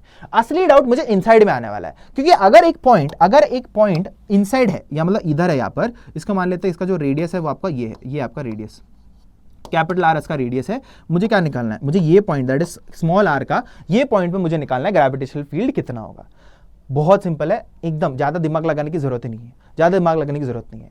अच्छा, अभी ये जो सॉलिड स्फीयर है, आपको एक बात ध्यान देना है, ये आपका अर्थ का केस है। अर्थ, आपका अर्थ ऑब्वियसली एक सॉलिड स्फीयर है, तो ये हम लोग इधर जो भी हम लोग रिलेशन निकालना है हम लोग अर्थ के लिए भी हम लोग लगा सकते हैं, ठीक है। अच्छा, इसमें अभी मैं क्या कर रहा हूं, इसमें अंदर मैं क्या करने वाला, देखो बहुत ध्यान से देखो। अंदर मैं यहां पर एक ये आर रेडियस का एक गोला बनाऊंगा, एक गोला बनाऊंगा, ये गोला। ये अब समझेगा कि मैं ऐसा क्यों बना रहा हूं, ऐसा ये क्यों बना रहा हूं मैं आपको समझेगा। मैंने ये गोला बना दिया आर रेडियस का। अच्छा, अभी देखो मैं क्या करने वाला हूं कि यहां पर मुझे यहां पर एक पॉइंट मास है, मैं यहां पर एक पॉइंट मास है, मुझे देखना है कि यहां पर इस पे कितना फोर्स लग रहा है या इलेक्ट्रिक फील्ड यहां पर लग रहा होगा। सिंपल सी बात है। तो ये जो येलो गोला दिख रहा है, ये जो येलो लाइन दिख रहा है, इसके लिए तो ये जो पॉइंट है ये तो अंदर है, इसके लिए तो शेल के अंदर हो गया वो। ये क्या आप मान लेते हो? ऑब्वियस सी बात है ना। ये देखो, ये जो येलो चीज है उसके लिए ये वाला पॉइंट तो शेल के अंदर हो गया। और अभी अभी हम लोगों ने देखा शेल के अंदर, हॉलो स्फीयर के अंदर अगर कोई पॉइंट मास है तो उधर इलेक्ट्रिक फील्ड कितना हो जाएगा? जीरो। क्या बात चमका। बट अगर ये जो बड़ा सा गोला है, ये बड़ा सा गोले पे मतलब जो ग्रीन कलर का गोला है उस पे तो सरफेस पे बैठा है ना, ये तो सरफेस पे कितना इलेक्ट्रिक फील्ड होगा हमको वो भी पता है, तो बस निकाल देना है, बस बात खत्म, बात खत्म। कि आपको ये चीज चमका। तो इट्स बेसिकली मैं बोल रहा हूं कि ई इनसाइड अगर आपको निकालना है, ई इनसाइड निकालना है, तो जो मेरा जो ई आएगा that will be basically E due to shell, E due to shell and plus E due to surface, E due to surface. और शेल का जो आंसर है वो तो मुझे पता है 0 आएगा, शेल का आंसर मुझे पता है 0 आएगा। और आपको पता है ये शेल कैसे है, आपको समझ में आया, ये येलो एलिमेंट के अंदर है तो मैंने इसको शेल जैसा मान लिया, और ये सरफेस पे है ये ग्रीन वाले गोले के अंदर। बस ये ग्रीन वाले गोले का मास निकाल दो, आपको इलेक्ट्रिक फील्ड मिल जाएगा, बात खत्म। अभी मास कैसे निकालेंगे? अभी ये जो सॉलिड स्फीयर है, ये जो सॉलिड स्फीयर है ये आपका यूनिफॉर्मली डिस्ट्रीब्यूटेड है। क्या आपका मास आपका यूनिफॉर्मली डिस्ट्रीब्यूटेड है, मतलब थ्रू आउट द वॉल्यूम अच्छे से डिस्ट्रीब्यूटेड है, ये यूनिफॉर्मली डिस्ट्रीब्यूटेड है। इसका मतलब क्या है? इसका मतलब ये है कि अगर इसका जो इनिशियल वॉल्यूम है that is 4/3 pi R cube, जो पूरा वॉल्यूम है इसका, वो उसमें आपको मास m आ रहा है, तो एक यूनिट में कितना आ जाएगा? एक यूनिट में आ जाएगा capital M divided by 4/3 pi into capital R cube आ रहा है। क्या आपको बात समझ में आ रहा है?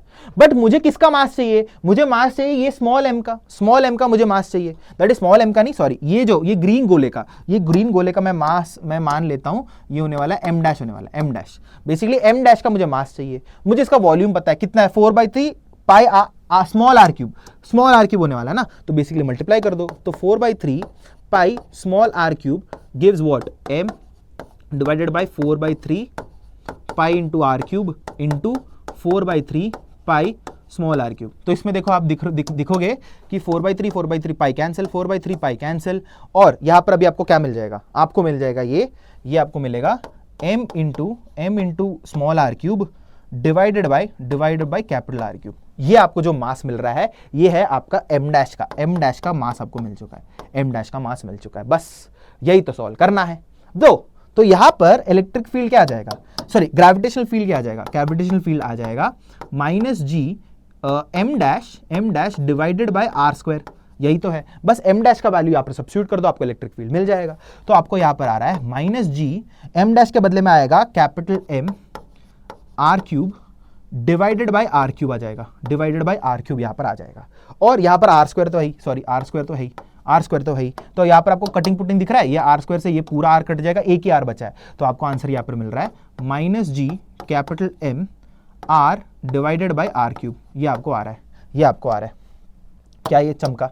क्या ये बात चमका? तो यहां पर आपको क्या दिख रहा है कि आपका जो electric field, sorry gravitational field inside जो है वो आपका अभी डायरेक्टली प्रोपोर्शनल टू आर आ रहा है, नॉट इनवर्सली। ये तो कांस्टेंट है, जी एम आर क्यूब आपका पूरा कांस्टेंट हो जाएगा, ये आपका डायरेक्टली प्रोपोर्शनल टू आर आ रहा है। ये बहुत ही इंपॉर्टेंट है, आपको ये ध्यान देना है। दैट इज ग्रेविटेशनल फील्ड आपका डायरेक्टली प्रोपोर्शनल टू आर आ रहा है। यहां पर आपका कांस्टेंट है, यहां पर आपका इनवर्सली प्रोपोर्शनल है, और यहां पर आपका कांस्टेंट है, आपको ये ध्यान आ रहा है। क्या ये बात चमका? क्या ये बात अच्छे से चमक रहा है लोगों को? ठीक है पीपल, देखो हम लोगों ने कैसे ढूंढा आपको समझा, क्या ये एकदम क्लियर हो चुका है? अभी इसका ग्राफ बना लेते हैं, इसका हम लोग ग्राफ बना लेंगे। ठीक है, चलो इसका ग्राफ बनाते हैं, क्योंकि इसका ग्राफ इंपॉर्टेंट है, इसका भी ग्राफ आपका इंपॉर्टेंट है। देखो इसका ग्राफ कैसे होगा, देखो पहले एक्सेस बना देंगे, ये आपका हो गया y, ये हो गया आपका y एक्सिस, और ये हो गया आपका x एक्सिस। ठीक है, तो देखो यहां पर क्या हो जाएगा, ये हो जाएगा आपका ई इनसाइड। क्या आ जाएगा? ई इनसाइड आपको आ रहा है देखो एक सेकंड, हाँ जी, ई इनसाइड आपको आ रहा है, that is directly proportional to R आ रहा है। ये हम लोग को सब पता चल गया, देखो ये वाले फॉर्मूले से हमको पता चल गया। फिर हम लोग को आया कि ई सरफेस पे आपका क्या है, ई सरफेस पे आपका कांस्टेंट वैल्यू आ रहा है, वो हम लोग को पता है कांस्टेंट वैल्यू। फिर आपका ई आउटसाइड में आपका inversely proportional to R square आ रहा है। बस यही तो मुझे रिलेशन चाहिए मुझे ग्राफ बनाने के लिए, तो चलो जल्दी ग्राफ बना लेते हैं। तो ये मेरा डिस्टेंस आर है, ये मेरा ग्रेविटेशनल फील्ड ई है। बस अभी अंदर से शुरू करते हैं। अंदर क्या है, मेरा डायरेक्टली प्रोपोर्शनल टू आर है, तो चलो बना दे, तो एक लीनियर लाइन बन जाएगा डायरेक्टली प्रोपोर्शनल करके। अच्छा, यह कहां तक लीनियर होगा? जब तक ये सरफेस में ना पहुंच जाए, ये आपका लीनियर हो जाएगा। तो यहां पर बेसिकली आपको एक क्या हो जाएगा, ये आपको एक कांस्टेंट वैल्यू आपको यहां पर मिलेगा, और ये आपका कांस्टेंट वैल्यू क्या है, ये आपको होगा r is equal to R के लिए आपको कांस्टेंट वैल्यू आपको मिल जाएगा। यहां पर आपको कांस्टेंट वैल्यू, ये आपको होगा कांस्टेंट, ये हो जाएगा क्या, ये आपका ई सरफेस की बात हो रही है, यहां पर ई सरफेस की यहां पर बात हो रही है। फिर एज सुन एज आप दूर चले जाओगे तो E is inversely proportional to R square हो जाएगा। तो यहां पर आपको ऐसा वाला ग्राफ मिल जाएगा, ऐसा वाला graph. This is basically E is inversely proportional to R square, आपको ये मिल गया। और ये है आपका E directly proportional to R, आपको यहां पर मिल चुका है। क्या यहां पर कोई डाउट है? तो ये अपने को ग्राफ भी अपना इधर पर बन चुका है। क्या इधर तक कोई भी डाउट है? पूरा ग्रेविटेशनल फील्ड एकदम क्लियर, चप्पा चप्पा हम लोग आपको निकाल के दे रहे हैं, चप्पा चप्पा आपको निकाल के दे रहे हैं। क्या आपको इधर कोई डाउट है? इधर कोई भी डाउट है? नहीं, ठीक है, चलो आगे बढ़ते हैं फिर। ठीक है, अच्छा, अभी जैसे कि मुझे आपको एक और चीज बोलना है। जैसे कि मैंने बोला कि ये अर्थ का हम लोगों ने इलेक्ट्रिक फील्ड निकाला है। अर्थ का जो इलेक्ट्रिक फील्ड जो होते हैं, सॉरी ग्रेविटेशनल फील्ड निकाला है, ये जो होता है आपका, ये कैपिटल स्मॉल जी होता है, विच इज बेसिकली आपका जो 9.8 मीटर पर सेकंड स्क्वायर लिखते हो ना, यही होता है। तो इसका रिलेशन भी हम लोग इससे निकाल सकते हैं कि जी कैसे वेरी करता है हाइट एच पे, या अंदर डेप्थ के अंदर, या सेंटर पे कैसे वेरी करता है, हम लोग को पता चल जाएगा। इट्स बेसिकली देखो, आउटसाइड आपका क्या है, inversely proportional to R square है, वो तो बात सही है। आप जैसे ही अर्थ से दूर चले जाओगे, आपका जी का वैल्यू आपको कम होते जाएगा। ये तो बात एकदम शिद्दत सी बात है यार, मतलब ग्रेविटी तो कम हो जाएगी।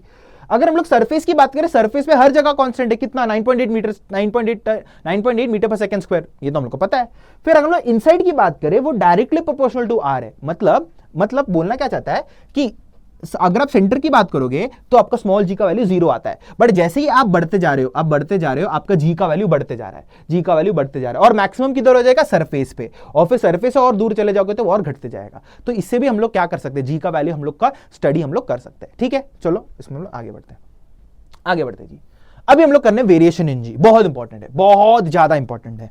मतलब क्वेश्चन तो भर भर के आ जाएंगे, भर भर के आपके इसमें क्वेश्चन आएंगे। ठीक है, तो चलो हम लोग वेरिएशन इन जी क्या होता है, हम लोग इसको पढ़ने के लिए हम लोग शुरू कर लेते हैं। ठीक है, चलो वेरिएशन इन जी जो है, इसमें आपको ध्यान देना है कि इसमें बहुत सारे आपके वेरिएशंस आ सकते हैं। कौन से आपका है variation in G, due to height हो सकता है, ड्यू टू हाइट आपका एक होगा। सेकेंड, ड्यू टू डेप्थ, मतलब डेप्थ के साथ कैसे वेरी कर रहे हैं हम लोग वो देखेंगे, ड्यू टू डेप्थ के साथ कैसे वेरी करेंगे। फिर है थर्ड है due to shape of the earth, due to shape of earth हम लोग देखेंगे, due to shape of earth देखेंगे। ठीक है sir, due to shape of earth. फिर फोर्थ जो है वो है due to rotation of earth, हम लोग देखेंगे, due to rotation of earth, ये अभी हम लोग देखेंगे। ठीक है, तो ये हम लोग जल्दी देखेंगे, और जल्दी इसका रिलेशन क्या है हम लोग ध्यान से देखेंगे, जल्दी डिराइव करेंगे, जल्दी रिलेशन देखेंगे और काम खत्म करेंगे। चलो तो हम लोग फर्स्ट देखते हैं। फर्स्ट क्या है आपका, और ये क्या हो गया भाई, ये क्या हो गया। ठीक है, चलो फर्स्ट क्या देखना है हम लोग को, हाइट की वजह से देखना है कि हाइट की वजह से कैसे आपका हो रहा है। तो हम लोग फर्स्ट देखेंगे हाइट के वजह से आपका कैसा आपका चेंज हो रहा है, हम लोग को वो देखना है।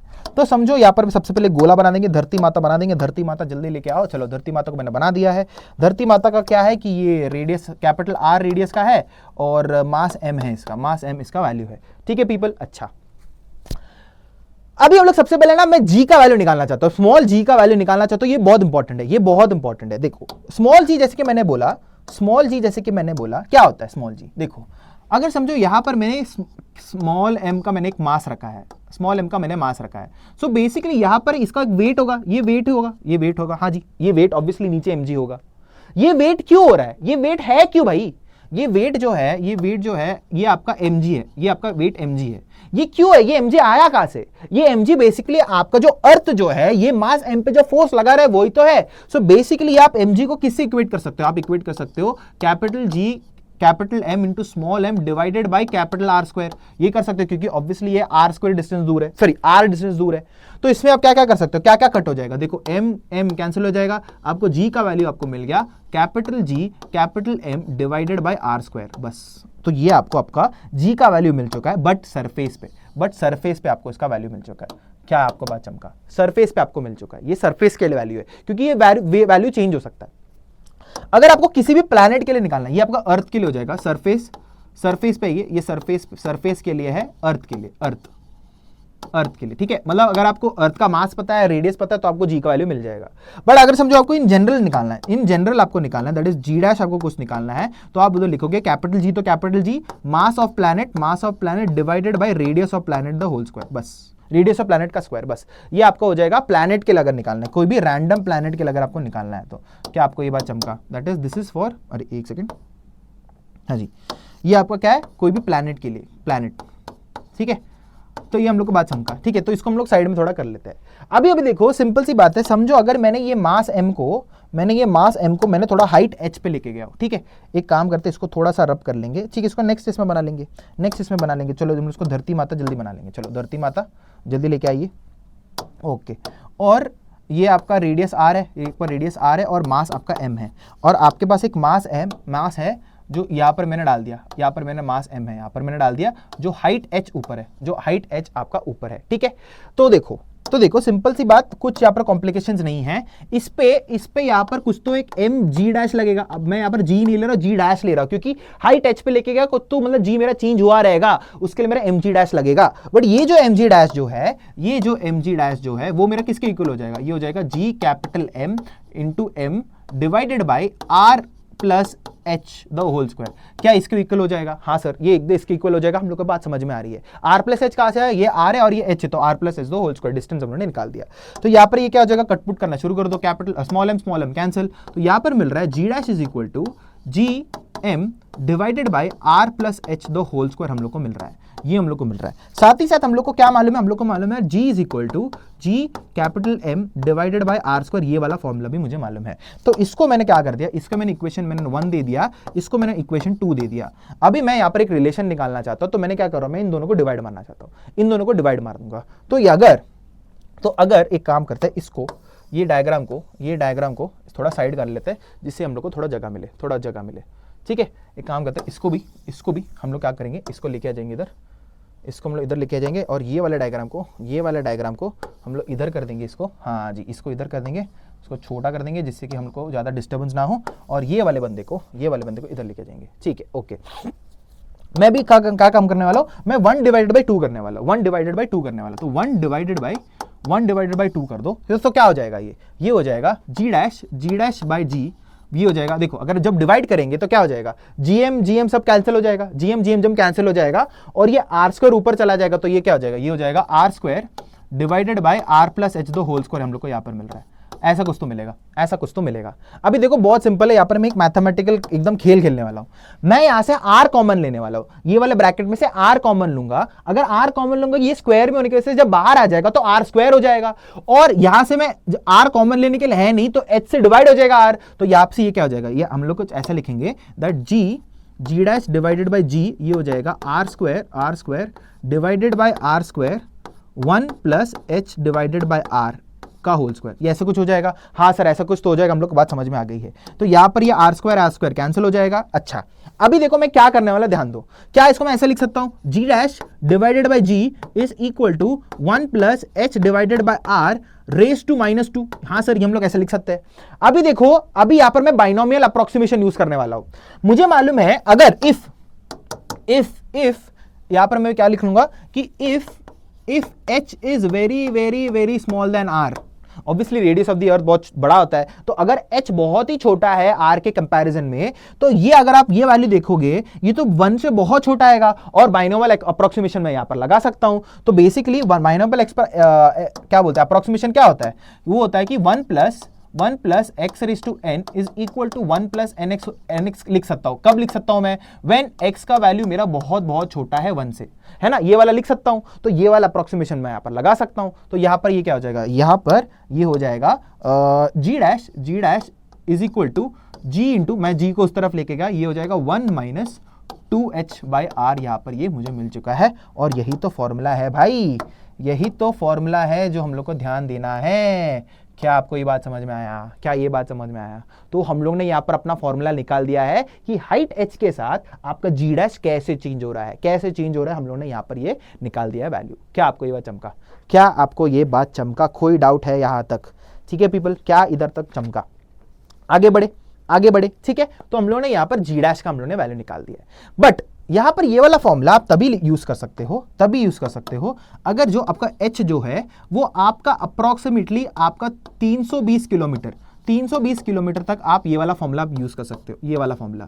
बट अगर इससे 320 से ज्यादा हो गया, देन आपको कौन सा वाला फॉर्मूला यूज करना पड़ेगा, आप ये वाला फॉर्मूला या ये वाला फॉर्मूला आप यूज कर सकते हो, ये वाला फॉर्मूला या ये वाला फॉर्मूला आप यूज कर सकते हो। ये तो हमेशा आपका वैलिड होता है, आपको इसमें ज्यादा टेंशन लेने की जरूरत नहीं है। क्या इतना कोई डाउट, कोई इसमें कुछ डाउट है? इसमें कोई डाउट नहीं होना चाहिए, बहुत आसान है। हम लोगों ने जल्दी इसको हम लोगों ने क्या कर लिया, डिराइव कर लिया है। ठीक है पीपल, ठीक है। अभी हम लोग समझते हैं, अभी हम लोग ने वेरिएशन इन हाइट हम लोग ने समझ लिया, अभी हम लोग डेप्थ समझना चाहते हैं, चलो डेप्थ। जल्दी जल्दी करेंगे, जल्दी जल्दी करेंगे, टाइम वेस्ट नहीं करेंगे। डेप्थ पे, ठीक है पीपल, डेप्थ पे, ठीक है। चलो डेप्थ पे हम लोग समझते हैं कि एग्जैक्टली कैसे कैसे आपका वेरी होगा, हम लोग को वो समझना है, ठीक है। चलो तो डेप्थ पे कैसे वेरी होगा देखो। ओके, तो चलो सबसे पहले गोला बना देंगे। ये लो गोला बना दिया सर, गोला यहाँ पर बन चुका है। और गोला का क्या है बेसिकली, यहाँ पर आपका रेडियस आर, कैपिटल आर आपका इसका जो रेडियस है और कैपिटल एम इसका मास है। This is basically earth. और यहाँ पर क्या है कि ये मेरा एक मास m है, छोटा सा मास m है जो यहाँ पर अभी डेप्थ m में है। ये मेरा मास m है, तो बेसिकली समझो ये मेरा डेप्थ d पे है, डेप्थ d पे है, और ये मेरा r डिस्टेंस है, ये मेरा छोटा r डिस्टेंस है यहाँ पर, ठीक है पीपल। तो यहाँ पर एक काम करता हूँ, अगेन मैं यहाँ पर एक इमेजिनरी गोला बनाना चाहता हूँ। यहाँ पर मैंने एक इमेजिनरी गोला बना दिया, हाँ जी, मैंने यहाँ पर अपना इमेजिनरी गोला बना दिया, ठीक है। अभी मुझे निकालने की यहाँ पर अपना क्या हो जाएगा, सिंपल सी बात है। अगेन यहाँ पर मैं ऐसा बोल सकता हूँ ना कि नीचे इसको क्या लगेगा, नीचे इसको mg डैश लगेगा, और ये mg डैश किसके इक्वल हो जाएगा। अगेन मुझे वही आपका कंसेप्ट आप मुझे अपना फॉलो करना है कि वो अपना न्यूटन्स लॉज ऑफ ग्रेविटेशन की इक्वल करना है, कटपुट करो, वो जो आपको रिलेशन आएगा वही एग्जैक्टली वही करना है, एग्जैक्टली वही करना है। बट एक बार समझ लेते कि एग्जैक्टली हमको और क्या क्या करना है। देखो सिंपल सी बात है, यहाँ पर मैं क्या लिखूंगा, that mg dash will be equal to capital G, capital M लिख सकता हूं अभी मैं नहीं, मास ऑफ द अर्थ नहीं है अभी, ये भी अंदर आ चुका है। मुझे अभी इसका मास निकालना पड़ेगा, ये गोले का, ये डॉट डॉट डॉट गोले का, और ये डॉट डॉट गोले का मैं मास निकाल चुका हूं। इसका मुझे वापस निकालना नहीं है यार, मतलब कितने बार एक ही चीज करूंगा। देखो ये डॉट डॉट डॉट गोले का तो मैं मास निकाल चुका हूं, यही तो है dot dot dot dot dot गोला, यही तो है इसका मास। क्या आपको समझ में आ रहा है, that is mr cube divided by r cube, यही तो इसका मास। बस इधर डाल दो, इधर डाल दो। तो यहाँ पर मैं क्या लिखूंगा, यहाँ पर मैं लिखूंगा, किधर गया यार, यहाँ पर मैं लिखूंगा m dash into m divided by r square ही हो जाएगा। क्या आपको बात समझ में आ रहा है, m से m कट गया, मुझे यहाँ पर g डैश का वैल्यू मिल रहा है g into m dash divided by r square. अच्छा अब ये m डैश क्या है, m डैश आ जाएगा मेरा, मुझे पता चल गया, that is g into capital M r cube divided by r cube into r square. तो r स्क्वायर से कट गया, r क्यूब गया, तो यहाँ पर मुझे मिल रहा है g dash is equal to g capital M r divided by r cube. यहाँ पर मुझे आंसर मिल गया, यहाँ पर मुझे ये आंसर मिल चुका है। तो आप बोलोगे सर यही है क्या आंसर, हाँ यही है, यही है जी डैश। अगर आप डेप्थ में जाओगे तो, अगर आपको डेप्थ के हिसाब से आपका आंसर निकालना है तो आप एक काम कर सकते हो। क्या है वो काम, देखो क्या है वो काम, एक बार ध्यान से देखो। सिंपल सी बात है, मैं यहाँ पर क्या करूंगा, देखो ध्यान से देखना, मैं यहाँ पे क्या करने वाला हूँ। यहाँ पर अभी एक रिलेशन क्या है कि मुझे पता है ना कि ये पूरा जो डिस्टेंस है, ये पूरा r है, ये पूरा जो डिस्टेंस ये r है। तो अगर मुझे डेप्थ के हिसाब से लिखना है, मैं ऐसा लिख सकता हूं ना, that this will be basically r minus capital D लिख सकता हूं, sorry r minus small d लिखूंगा तो मुझे स्मॉल r मिल जाएगा। तो यहां पर मैं क्या लिख सकता हूं, that small r is basically capital R में से d माइनस कर दो, तो ये वाला रिलेशन मैं ये लिख सकता हूं। और ये रिलेशन अगर मैं इधर डाल दूंगा, ये रिलेशन अगर मैं डाल दूंगा तो मुझे एक और रिलेशन मिल जाएगा। तो ये देखो क्या हो रहा है, यहाँ पर ये हो जाएगा g dash is equal to gm divided by r into R square लिख रहा हूं यहाँ पर मैं। क्या इसको मैं ऐसे लिख सकता हूं, ऐसे लिख सकता हूं, हाँ सर लिख सकते हो। इसका एक रीजन है, और r के बदले में लिख दूंगा कैपिटल R माइनस डी, यहाँ पर मैं लिख सकता हूं, हाँ सर ऐसे लिख सकते हो। अब मुझे एक बात बताओ, gm divide by r square क्या होता है, वो तो स्मॉल g होता है, अपना स्मॉल g। तो यहाँ पर कर दो, यहाँ पर ये कर दो, ये हो जाएगा g dash is equal to g divided by r into r minus D, अरे ये कौन सा d लिख दिया मैंने, हाँ r माइनस डी हो जाएगा। क्या इसमें कोई डाउट है, अभी तक देखो।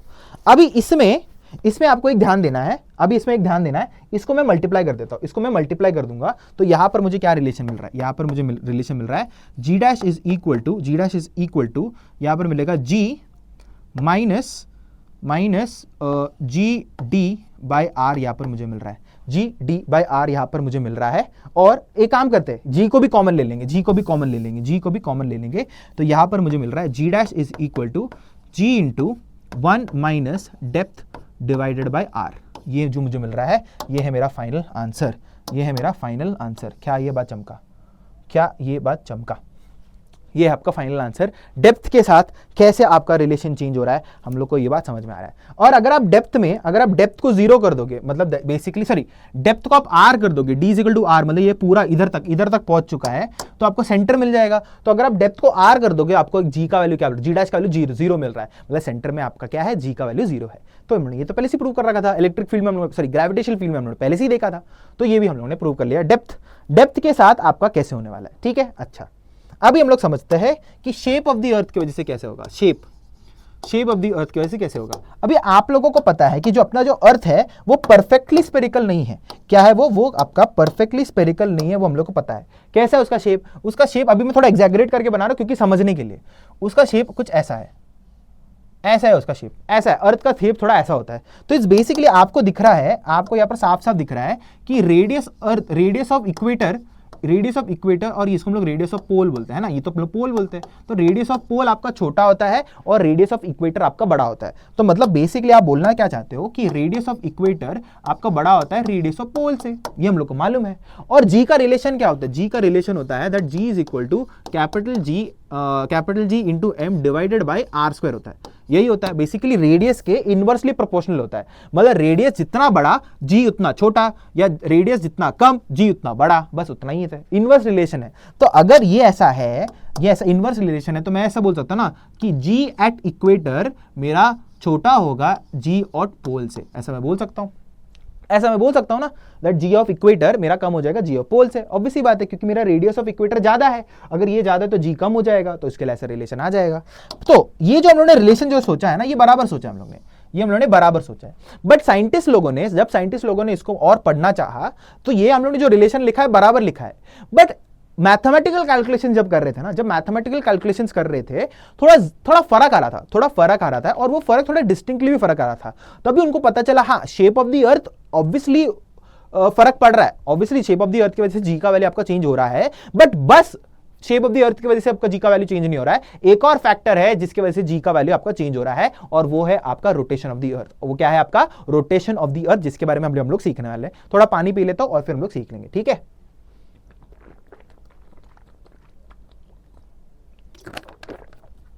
ठीक है, तो चलो अभी हम लोग सीखते हैं रोटेशन ऑफ द अर्थ की वजह से।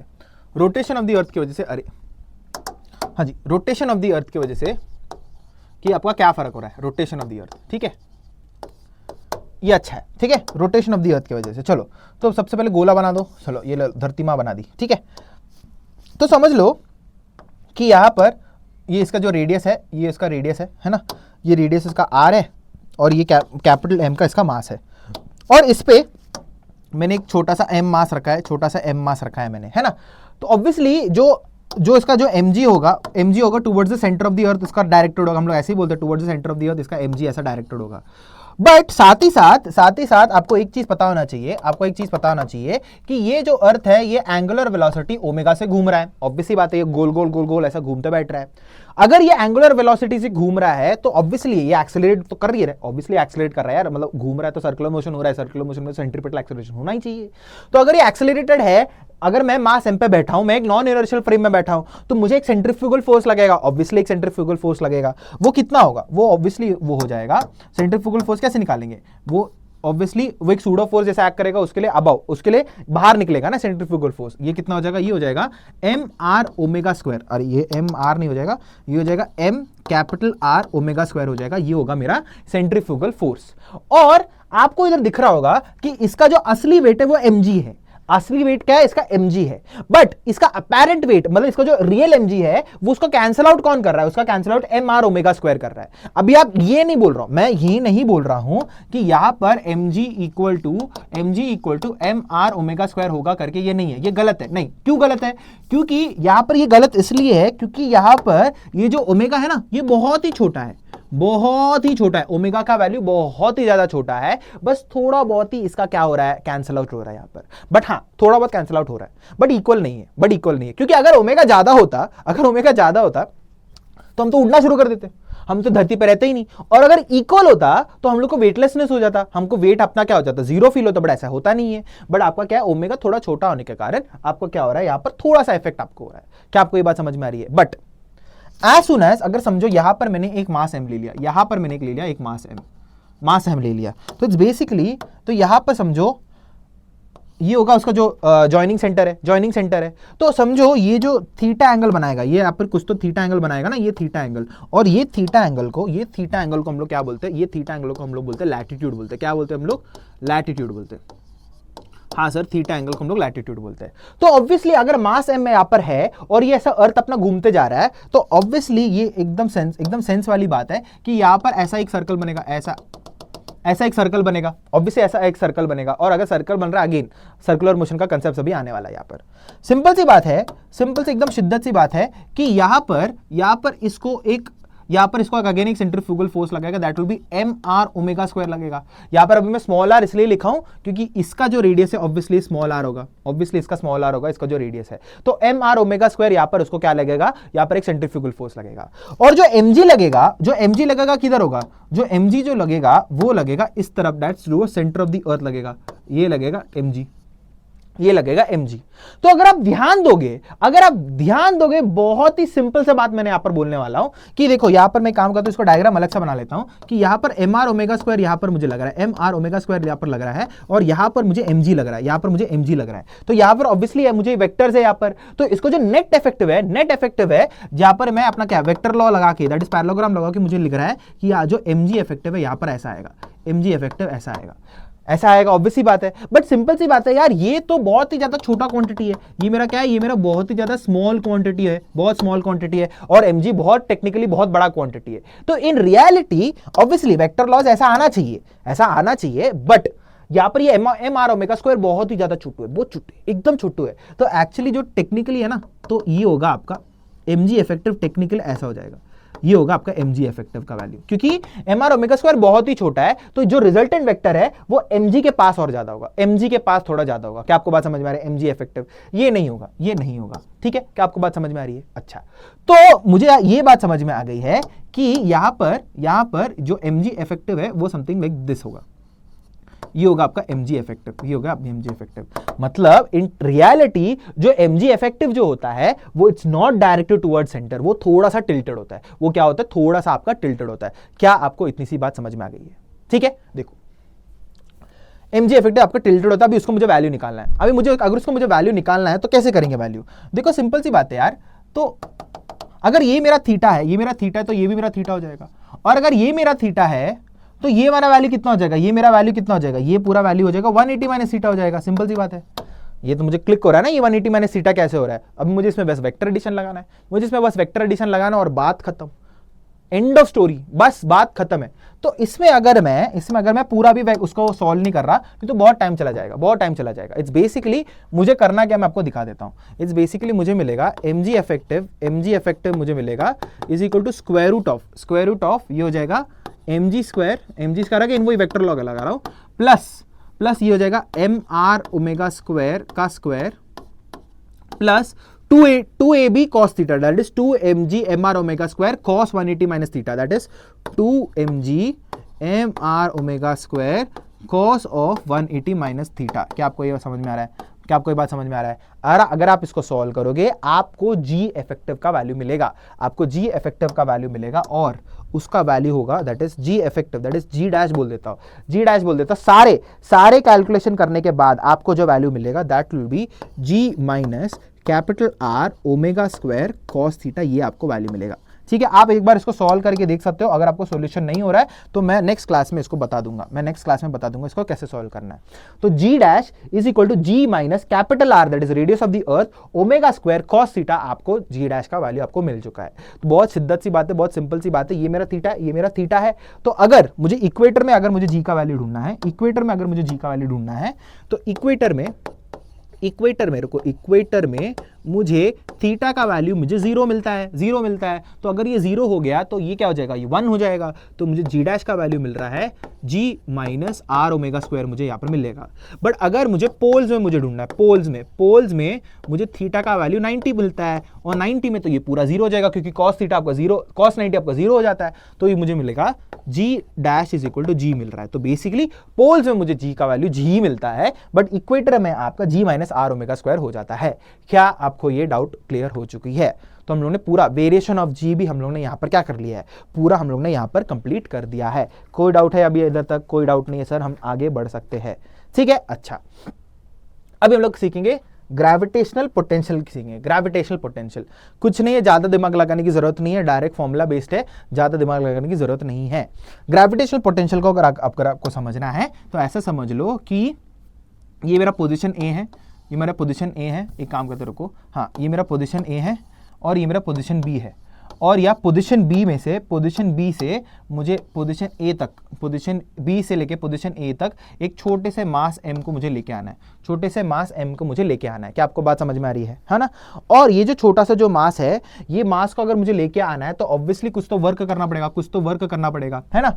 तो मुझे कितना वर्क करना पड़ेगा? अगर मुझे पॉइंट बी से पॉइंट ए तक को मुझे एक मास को लेके आना पड़ेगा, और उसको अगर मैंने उसको वही वर्क को मैंने उसी मास से अगर मैंने डिवाइड कर दिया, उसको मैं बोलता हूं ग्रेविटेशनल पोटेंशियल, या इन जनरल पोटेंशियल में उसको बोलता हूं। बट इसमें एक कंडीशन होता है, ये जो प्रोसेस जो होता है, ये जो प्रोसेस जो होता है, आपको एकदम धीरे धीरे लेके आना है। क्या करना है? एकदम धीरे धीरे लेके आना है, और आपका जो पोटेंशियल एनर्जी है आपको चेंज नहीं होना चाहिए। बेसिकली आप एकदम धीरे धीरे वही स्पीड में आप लेके आ रहे हैं, आपको पोटेंशियल एनर्जी चेंज होना ही नहीं चाहिए। क्या आपको बात समझ में आ रही है? तो इट्स बेसिकली आप ऐसा लिख सकते हो दैट देखो, पोटेंशियल एट वन पॉइंट कभी भी डिफाइन नहीं होता है। आपको पोटेंशियल डिफाइन करने का हमेशा पोटेंशियल डिफरेंस आपको डिफाइन करना होता है। तो पोटेंशियल डिफरेंस अगर करोगे, v final minus v initial, final position v है, इनिशियल पोजीशन v भी था, it is basically the work done on bringing a unit positive mass m from B to A, और इसको आप डिवाइड कर दो वही मास से। ये होता है आपका पोटेंशियल का, ये होता है आपका पोटेंशियल का डेफिनेशन, ये होता है आपका पोटेंशियल का डेफिनेशन। क्या आपको ये बात चमका? और हम लोग मान के चलते हैं, हम लोग क्या मान के कि पोटेंशियल को डिफाइन करने के लिए हम लोग मान लेते हैं कि ये पॉइंट बी जो है, ये पॉइंट बी जो है, ये इन्फिनिटी में लाई करता है, और इन्फिनिटी में आपका जो पोटेंशियल होता है वो आपका जीरो होता है, आपका जीरो होता है। क्या आपको बात चमका? ये हम लोगों ने वर्क पर एनर्जी में बहुत कुछ देखा है यार, आसानी से हम लोगों ने देखा है, उसके लिए ज्यादा मैं टाइम वेस्ट नहीं कर रहा हूं। तो अगर ये मेरा जीरो है, अगर ये मेरा जीरो है, तो ये मेरा जीरो हो जाएगा, ये मेरा पोटेंशियल मेरा जीरो हो जाएगा। तो यहां पर मुझे क्या मिल रहा है? पोटेंशियल एट ए मुझे मिल रहा है work done in bringing a unit positive mass from infinity to that point A divided by that mass is basically that potential at that A, potential at A. क्या आपको बात समझ में आ रहा है? और इसका जो वैल्यू आता है, इसका जो वैल्यू आता है, इसका वैल्यू जो आता है that is basically minus G capital M divided by R. क्या आपको ये चमका? क्या आपको ये चमका? ठीक है। तो अगर आपको ये पॉइंट पे पोटेंशियल चाहिए, ये पॉइंट में पोटेंशियल चाहिए, ये कैपिटल एम के वजह से, तो उसका फॉर्मूला आता है minus G M by R, minus G M by R इसका आता है फॉर्मूला। क्या इसमें कोई टेंशन लेने की बात है? नहीं सर, इसमें कोई भी टेंशन लेने की बात नहीं है। ठीक है, चलो अभी इसको हम लोग आगे करते हैं, और हम लोग करते हैं रिलेशन क्या होता है ग्रेविटेशनल पोटेंशियल और ग्रेविटेशनल फील्ड में रिलेशन क्या होता है। देखो बहुत सिंपल रिलेशन है, बहुत सिंपल रिलेशन है। दैट इज, यहां पर मैं लिखता हूं रिलेशन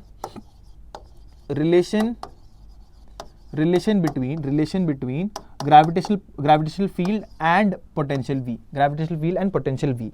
अभी आपको एक बात ध्यान देना है कि जो पोटेंशियल जो होता है ये एक स्केलर क्वांटिटी होता है, ये एक स्केलर क्वांटिटी होता है। तो ये बहुत इंपॉर्टेंट रिलेशन आप पढ़ने वाले हो, क्योंकि ग्रेविटेशनल फील्ड आपका एक वेक्टर क्वांटिटी है और ये आपका एक स्केलर क्वांटिटी है। तो ऐसा क्या रिलेशन है भाई जो एक स्केलर और वेक्टर क्वांटिटी को रिलेट करता है? और वो उसका रिलेशन बहुत सिंपल है, ज्यादा थियरी में जाने की जरूरत नहीं। Gravitational field is equal to minus D by D R. क्या आपको बात चमका? ये आप अपने दिमाग में डाल दो, ये आप अपने दिमाग में डाल दो। और अगर समझो आपको ग्रेविटेशनल फील्ड, अब एक वेक्टर क्वांटिटी होने की वजह से gravitational field along X axis निकालना है, तो आप इसको ऐसे लिख सकते हो, it's gonna be basically minus partial derivative of potential with respect to X, आप ऐसे लिख सकते हो। और अगर आपको वाई एक्सिस के अलावा निकालना है तो E Y is equal to minus डो वी बाई डो वाई लिख सकते हो। अगर आपको जेड एक्सिस के अलावा निकालना है तो E Z is basically minus डो वी बाई डो जेड, आप ऐसा लिख सकते हो। क्या आपको ये बात चमका? क्या आपको ये बात अच्छे से चमका? ठीक है पीपल, कोई डाउट इसमें? ठीक है, क्या आपको ये बात चमका? ठीक है, इसमें डायरेक्ट क्वेश्चंस भी आते हैं यार, डायरेक्ट क्वेश्चंस आते हैं, इसमें ज़्यादा दिमाग लगाने की जरूरत नहीं है, उन लोग बोल देंगे। अभी देखो सिंपल सी बात है, यहाँ पर मैं प्रूव करके दिखा देता हूँ, समझो आपको इलेक्ट्रिक फील्ड निकालना है, at point R, some distance R. आपको पोटेंशियल मालूम है, क्या है potential? That is minus G M by R, आपको पोटेंशियल मालूम है। बस इसको डेरिवेट कर दो, आपको इलेक्ट्रिक फील्ड मिल जाएगा। चलो इसको डेरिवेट जल्दी करते हैं। इसको डेरिवेट करेंगे, that is minus D V by D R करना है हमको, basically minus D V by D R करना है। तो ये क्या हो जाएगा? माइनस ऑफ, अच्छा इसका डिफरेंशिएशन कैसे करेंगे? माइनस जी एम मेरा कांस्टेंट है तो मैंने इसको बाहर ले लिया, तो ये बाहर जब ले लूंगा ये माइनस के साथ कैंसिल हो जाएगा। ये अरे यार ये क्या हो गया? ये माइनस के साथ कैंसिल हो जाएगा। हाँ, तो ये हो जाएगा जी एम मेरा बाहर आ गया। और 1 डिवाइडेड बाय आर का डिफरेंशिएशन क्या होता है? Minus one by R square. तो ये हो जाएगा minus divided by R square, यही तो होता है। और ये क्या होता है मेरा? ये होता है मेरा इलेक्ट्रिक फील्ड, ये होता है मेरा इलेक्ट्रिक फील्ड, यही तो आया। तो मैंने रिलेशन भी यहाँ पर प्रूव कर दिया है। क्या आपको बात चमका? ठीक है, हम लोग आगे बढ़ते हैं। अभी हम लोग बात करते हैं ग्रेविटेशनल पोटेंशियल एनर्जी के बारे में। ग्रेविटेशनल पोटेंशियल एनर्जी के बारे में, अगर आपके पास यहाँ पर एक कैपिटल M मास है और r डिस्टेंस दूर मुझे निकालना है कि यहाँ पर उसका इलेक्ट्रिक ग्रेविटेशनल फील्ड कितना होगा, आप बोलोगे -gm divided by r square होगा, बात सही है। अगर मैंने बोला पोटेंशियल कितना है, आप बोलोगे -gm डिवाइडेड बाय r होगा, ये भी बात सही है। बट अगर मैं बोलूँ कि पोटेंशियल एनर्जी क्या हो जाएगा, आप इधर बोलोगे 0, क्योंकि पोटेंशियल एनर्जी कभी भी एक मास के लिए डिफाइन होता ही नहीं है, इसमें आपको दो मास जरूरत होता है। तो यहां पर अगर समझो मैंने कैपिटल M ले लिया, यहां पर मैंने एक स्मॉल m ले लिया और इन दोनों के बीच में का जो डिस्टेंस है वो स्मॉल r है, तो इसमें अगर आप ढूंढोगे तो आपको आएगा इसमें अगर आपको पोटेंशियल एनर्जी आएगा -g capital M into small m divided by r, ये आपका फॉर्मूला है और इसको आप फॉर्मूला को ध्यान रख सकते हो। ठीक है पीपल, तो आप बोलोगे सर हम लोगों ने कुछ तो mgh कुछ तो पढ़ा था, वो क्या है mgh क्या होता है वो जरा बताना, ठीक है। नहीं तो हम लोग हमेशा पढ़ते रहते हैं mgh क्या होता है, या आप -gm/r या आपने लिख दिया, ये क्या है एग्जैक्टली आप बता दो, ठीक है, बता देंगे, अभी बता देंगे, कोई इसमें टेंशन लेने की जरूरत नहीं है। देखो यहां पर है, एक क्वेश्चन के थ्रू करूँ क्या, चलो एक क्वेश्चन के थ्रू कर लेते हैं, क्वेश्चन के थ्रू कर लेंगे, चलो ठीक है। क्वेश्चन ये है कि समझो यहाँ पर एक क्वेश्चन लेके आया, वो क्वेश्चन हम लोग लिखेंगे, दैट इज अगर समझो यहाँ पर मेरा एक गोला है, यहाँ पर मेरा एक गोला है, यहाँ पर मैंने अपना धरती माता बना दिया है। ये धरती माता में हम लोगों ने क्या कर दिया, यहाँ पर पहले मास m यहाँ पर है, ये कैपिटल M है और ये इसका रेडियस अपना r है। मैं क्या कर दिया, इसका इनिशियल पोजीशन में, सॉरी ये इसका इनिशियल पोजीशन है, ये इनिशियल पोजीशन है और इसको मैं कुछ हाइट h लेके गया, हाइट h ऊपर लेके गया, ये मेरा फाइनल पोजीशन है, हाइट h ऊपर लेके गया, ठीक है। अभी मुझे यहाँ पर चेंज इन पोटेंशियल एनर्जी मुझे निकालना है, चेंज इन पोटेंशियल एनर्जी। सबसे पहली बात मुझे बात बताओ, यहाँ पर इनिशियली मेरा पोटेंशियल एनर्जी क्या आ जाएगा, पोटेंशियल एनर्जी मेरा क्या आ जाएगा, मैं ऐसे लिख सकता हूँ -g capital M small m divided by r, ये लिख सकता हूँ, हाँ मैं ये लिख सकता हूँ। और फाइनली क्या हो जाएगा, फाइनली मेरा हो जाएगा u फाइनल हो जाएगा मेरा -g capital M small m divided by capital R plus h हो जाएगा। हाँ सर ये हो जाएगा, बात तो सही है। अभी मुझे निकालना है चेंज इन पोटेंशियल एनर्जी क्या आ जाएगा, दैट इज चेंज क्या आ जाएगा, that is u final minus u initial मुझे निकालना है। तो u फाइनल क्या है, u final is basically -gm into m divided by r plus h, ये हो जाएगा, और माइनस माइनस प्लस हो जाएगा तो ये हो जाएगा gm into m divided by r आ जाएगा। क्या आपको बात समझ में आ रहा है, क्या आपको ये बात समझ में आ रहा है? जब भी आप इसको सॉल्व करोगे, इसको पूरा मतलब लिटरली दुनिया भर का सब आप इसमें मैथमेटिक्स करोगे, तब आपको इसमें एक टर्म आएगा, वो होगा आपको, और इसमें आपको बेसिकली एक ऐसा भी टर्म आएगा gm divide by r square भी आ जाएगा। आप उसमें स्मॉल g के साथ रिप्लेस कर दोगे तो आपको हमेशा यहाँ पर एक टर्म आएगा, that is mgh divided by 1 plus h divided by r आ जाएगा। और अगर आपका h डिवाइडेड बाय r आपका क्या है, आपका 0 आ जाएगा। क्यों? क्योंकि आपका h अगर बहुत स्मॉल h के लिए आपका कंपेयर नहीं हो रहा है, आपका बेसिकली आपका h बहुत छोटा है r के कंपैरिजन में, तो ये आपका 0 आ जाएगा, ये आपका 0 आ जाएगा, तो आपको इधर आंसर आता है mgh। अभी आपको समझा ये mgh कहां से आया, ये mgh कहां से आपको समझ में आ गया होगा। ठीक है पीपल, इसमें कोई डाउट है, इसमें कोई डाउट नहीं होना चाहिए। तो अभी आपको समझा कि mgh भी आपको कहां से आ रहा है। अभी हम लोग बात करेंगे एस्केप वेलोसिटी के बारे में बात करेंगे, एस्केप वेलोसिटी के बारे में हम लोग बात करने वाले हैं, एस्केप वेलोसिटी। ठीक है, तो चलो एस्केप वेलोसिटी के बारे में बात करेंगे। एस्केप वेलोसिटी इज बेसिकली, ये बहुत इंटरेस्टिंग है कि आपको कितना वेलोसिटी देना पड़ेगा, एक ऑब्जेक्ट को, अगर आप वो ऑब्जेक्ट को ये प्लैनेट के ग्रेविटेशनल फील्ड से एस्केप करवाना चाहते हो। क्या आपको बात समझ में आ रही है? तो समझो यहाँ पर एक मास m मैंने रखा है, यहाँ पर एक मेरे मास m रखा है, आपको इसको कितना वेलोसिटी e देना पड़ेगा, ve देना पड़ेगा कि ये अपना पूरा क्या ग्रेविटेशनल फील्ड को एग्जिट कर दे, किधर, ये प्लैनेट को हम लोग मान लेते हैं अर्थ है, ये कैपिटल M है और ये रेडियस इसका R है, ये रेडियस R है। अभी आप बोलोगे ग्रेविटेशनल फील्ड किधर खत्म होता है? इन्फिनिटी में खत्म होता है, इन्फिनिटी में। तो बेसिकली आपको इसको इन्फिनिटी तक लेके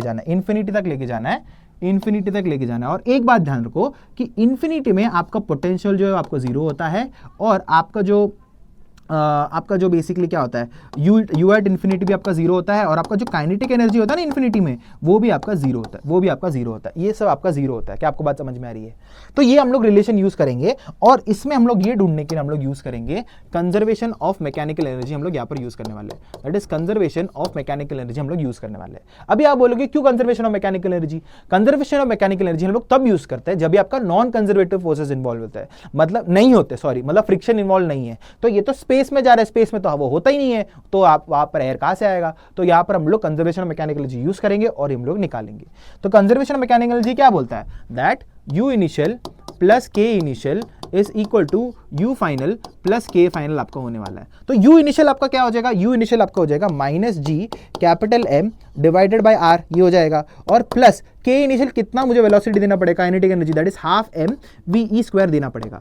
यू फाइनल के फाइनल मेरा क्या हो जाएगा, सब जीरो हो जाएगा, सब जीरो हो जाएगा, बस ये सब जीरो हो जाएगा, सब जीरो हो जाएगा, बस अभी इसको सॉल्व करना है। चलो इसको सॉल्व कर लेते हैं। तो यहां पर मुझे क्या आ जाएगा, यहां पर आ जाएगा G capital M into M divided by are is equal to half M V E का स्क्वायर। एम से एम कट गया, एम से एम कट गया, तो यहां पर मुझे आ रहा है V E is equal to square root of 2gm divided by R, यहां पर मुझे आ रहा है, और ये है आपका escape velocity of a planet. ये आपका प्लैनेट के लिए हो गया, ये आपका किसके लिए होगा, आपका प्लैनेट के लिए होगा। कोई भी प्लैनेट के लिए आपका एस्केप वेलोसिटी ये हो जाएगा। बट अगर समझो आपको अर्थ के लिए निकालना है, आपको निकालना है अर्थ के लिए, आपको निकालना है अर्थ के लिए, तो यहां पर मैं आर से मल्टीप्लाई कर रहा हूं, आर से डिवाइड कर रहा हूं, तो यहां पर ये आर स्क्वायर हो जाएगा और ये हो जाएगा। तो यहां पर देखो क्या कर रहा हूं मैं, यहां कर दूंगा कि 2gm r divided by R square. तो ये gm बाय आर स्क्वायर क्या हो जाएगा, ये आपका स्मॉल g हो जाएगा। तो फॉर अर्थ आपको वैल्यू मिल रहा है, फॉर अर्थ आपको वैल्यू मिल जाएगा square root of 2g r आपको मिल रहा है। This is for earth and this comes out to be 11.2 kilometre per second, 11.2 kilometre per second. मतलब इतना वेलोसिटी देना पड़ेगा अगर आपको एक ऑब्जेक्ट को उसके ग्रेविटेशनल फील्ड से आपको दूर फेंकना है अर्थ से, तो 11.2 kilometre per second is the escape velocity. ठीक है, तो आपको ये वाला आपको याद रखना पड़ेगा इसका वैल्यू क्या है। ठीक है, तो ये कोई भी प्लैनेट के लिए है, ये हम लोगों ने अर्थ के लिए हम लोगों ने स्पेसिफिकली हम लोगों ने यहां पर निकाल दिया है। क्या किसी को कुछ भी डाउट है? ठीक है, चलो अभी हम लोग बात करेंगे ऑर्बिटल वेलोसिटी के बारे में, ऑर्बिटल वेलोसिटी के बारे में। ठीक है, अभी ऑर्बिटल वेलोसिटी बहुत आसान चीज है। इस बेसिकली ये अपना अर्थ है, ये अपना अर्थ है, और यहां पर समझो मैंने यहां पर एक सैटेलाइट भेजा है, और ये सैटेलाइट ऐसा सर्कुलर पाथ में ट्रैवल कर रहा है, ये सर्कुलर पाथ में ट्रैवल कर रहा है। क्या ट्रैवल कर रहा है, एक सैटेलाइट है, ये सैटेलाइट जिसका मास m है, और ये कुछ तो अपना ऑर्बिटल वेलोसिटी होगा, इसको मैं vo नाम देता हूं, मुझे ये वाला वेलोसिटी ढूंढना है। और ये समझो आपका ये आपका हाइट h ऊपर है, हाइट h ऊपर है, और ये अपना रेडियस है, ये अपना रेडियस ऑफ द अर्थ है, radius of the earth r है, और ये अपना कैपिटल m है। ठीक है, मुझे ऑर्बिटल वेलोसिटी ढूंढना है। अब ये ऑर्बिटल वेलोसिटी हम लोग कैसे ढूंढेंगे? बहुत सिंपल सी बात है, इसमें ज्यादा दिमाग लगाने की जरूरत नहीं है। देखो यहां पर सिंपल सी बात है, जो अभी देखो ये ऑब्वियसली एक एक्सेलरेटेड फ्रेम में है, तो इसके ऊपर एक सेंट्रीफ्यूगल फोर्स लग रहा होगा, तो ये क्या हो जाएगा, ये हो जाएगा M we square by R, मैं बोल सकता हूँ M we square by R बोल सकता हूँ। और इसको बेसिकली बैलेंस आउट कौन कर रहा होगा, इसको बेसिकली बैलेंस आउट कर रहा होगा इसका ग्रेविटेशनल फोर्स बैलेंस आउट कर रहा है। तो बस इसको ही सॉल्व करना है, तो इसको सॉल्व कर देते हैं। तो इसको जब हम लोग सॉल्व करेंगे तो हम लोग को आएगा m we square divided by are is basically g into capital M divide g capital M into n divided by are plus H the whole square. इसको मुझे सॉल्व करना है, इसको मुझे सॉल्व करना है, और मुझे अपना आंसर मुझे मिल जाएगा। क्या आपको बात समझ में आ रही है? तो अगर मैं इसको पूरा सॉल्व करूंगा तो मुझे यहाँ पर क्या आ रहा है, देखो। तो इट्स बेसिकली यहाँ पर, अच्छा ये भी मेरा आर स्क्वायर है, ये भी मेरा आर स्क्वायर है, ये तो मेरा आर ही हो गया ना, यही मेरा आर है, यही मेरा आर है। तो इट्स बेसिकली यहाँ पर मुझे क्या आ रहा है, ये एक आर से एक आर कट जाएगा, तो मुझे आर यहाँ पर वैल्यू क्या आ रहा है, मुझे आ रहा है v square, that is v is equal to square root of g capital M divided by r. और ये आपका कोई भी प्लैनेट के लिए आपका एप्लीकेबल है, कोई भी प्लैनेट के लिए आपके लिए एप्लीकेबल है। क्या आपको ये समझ में आ रहा है? तो ये जो मुझे मिला है, ये है मेरा क्या, ऑर्बिटल वेलोसिटी यहाँ पर मुझे मिल चुका है, ऑर्बिटल वेलोसिटी यहाँ पर मुझे मिल चुका है। और यहाँ पर आपको एक बात ध्यान देना है कि समझो यहाँ पर अभी आर का वैल्यू जो है, आर का वैल्यू इज बेसिकली मेरा आर प्लस एच है। बट मुझे इतना बताना कि h अगर मेरा कंपैरेबल नहीं है तो मैं बोल सकता हूं ना दैट r इज बेसिकली मेरा कैपिटल R के हो सकता है, क्योंकि h अगर मेरा बहुत छोटा है तो मैं ऐसा r is equal to r लिख सकता हूं। तो यहां पर मुझे vo क्या मिल रहा है, vo मुझे मिल रहा है square root of gm divided by r, यहां पर मुझे मिल रहा है, यहां पर मुझे ये मिल रहा है। तो अभी सिंपल सी बात है, अगेन सेम चीज करो, यहाँ पर मैंने एक r दे दिया, यहाँ पर मैंने एक r दे दिया, तो ये gm बाय आर स्क्वायर क्या हो जाएगा, g हो जाएगा। तो ऑर्बिटल वेलोसिटी अर्थ के रेस्पेक्ट में मुझे मिल रहा है, g small g into r, इसका स्क्वायर रूट, और ये है मेरा फाइनल फॉर्मूला। क्या इसमें कोई डाउट है? क्या आपको बात चमका? क्या आपको ये बात चमका? ठीक है, एकदम बात चमका होगा, है ना? ठीक है, अभी इसमें एक और चीज है जिससे मैं केपलर का थर्ड लॉ में कंटिन्यूशन करने वाला हूं। क्या है वो?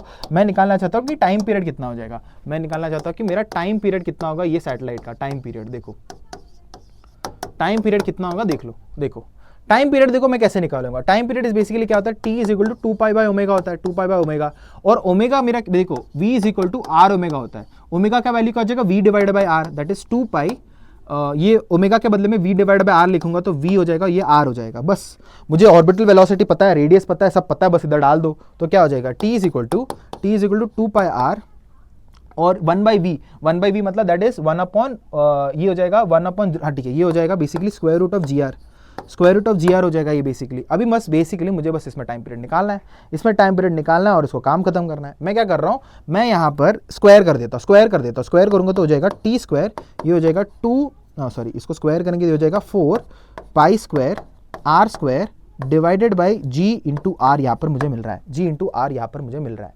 अभी मुझे यहाँ पर कुछ ना कुछ तो यहाँ पर रिलेशन लेके आना पड़ेगा, और वो रिलेशन क्या है, बहुत सिंपल है, कुछ ज़्यादा दिमाग लगाने की जरूरत नहीं है।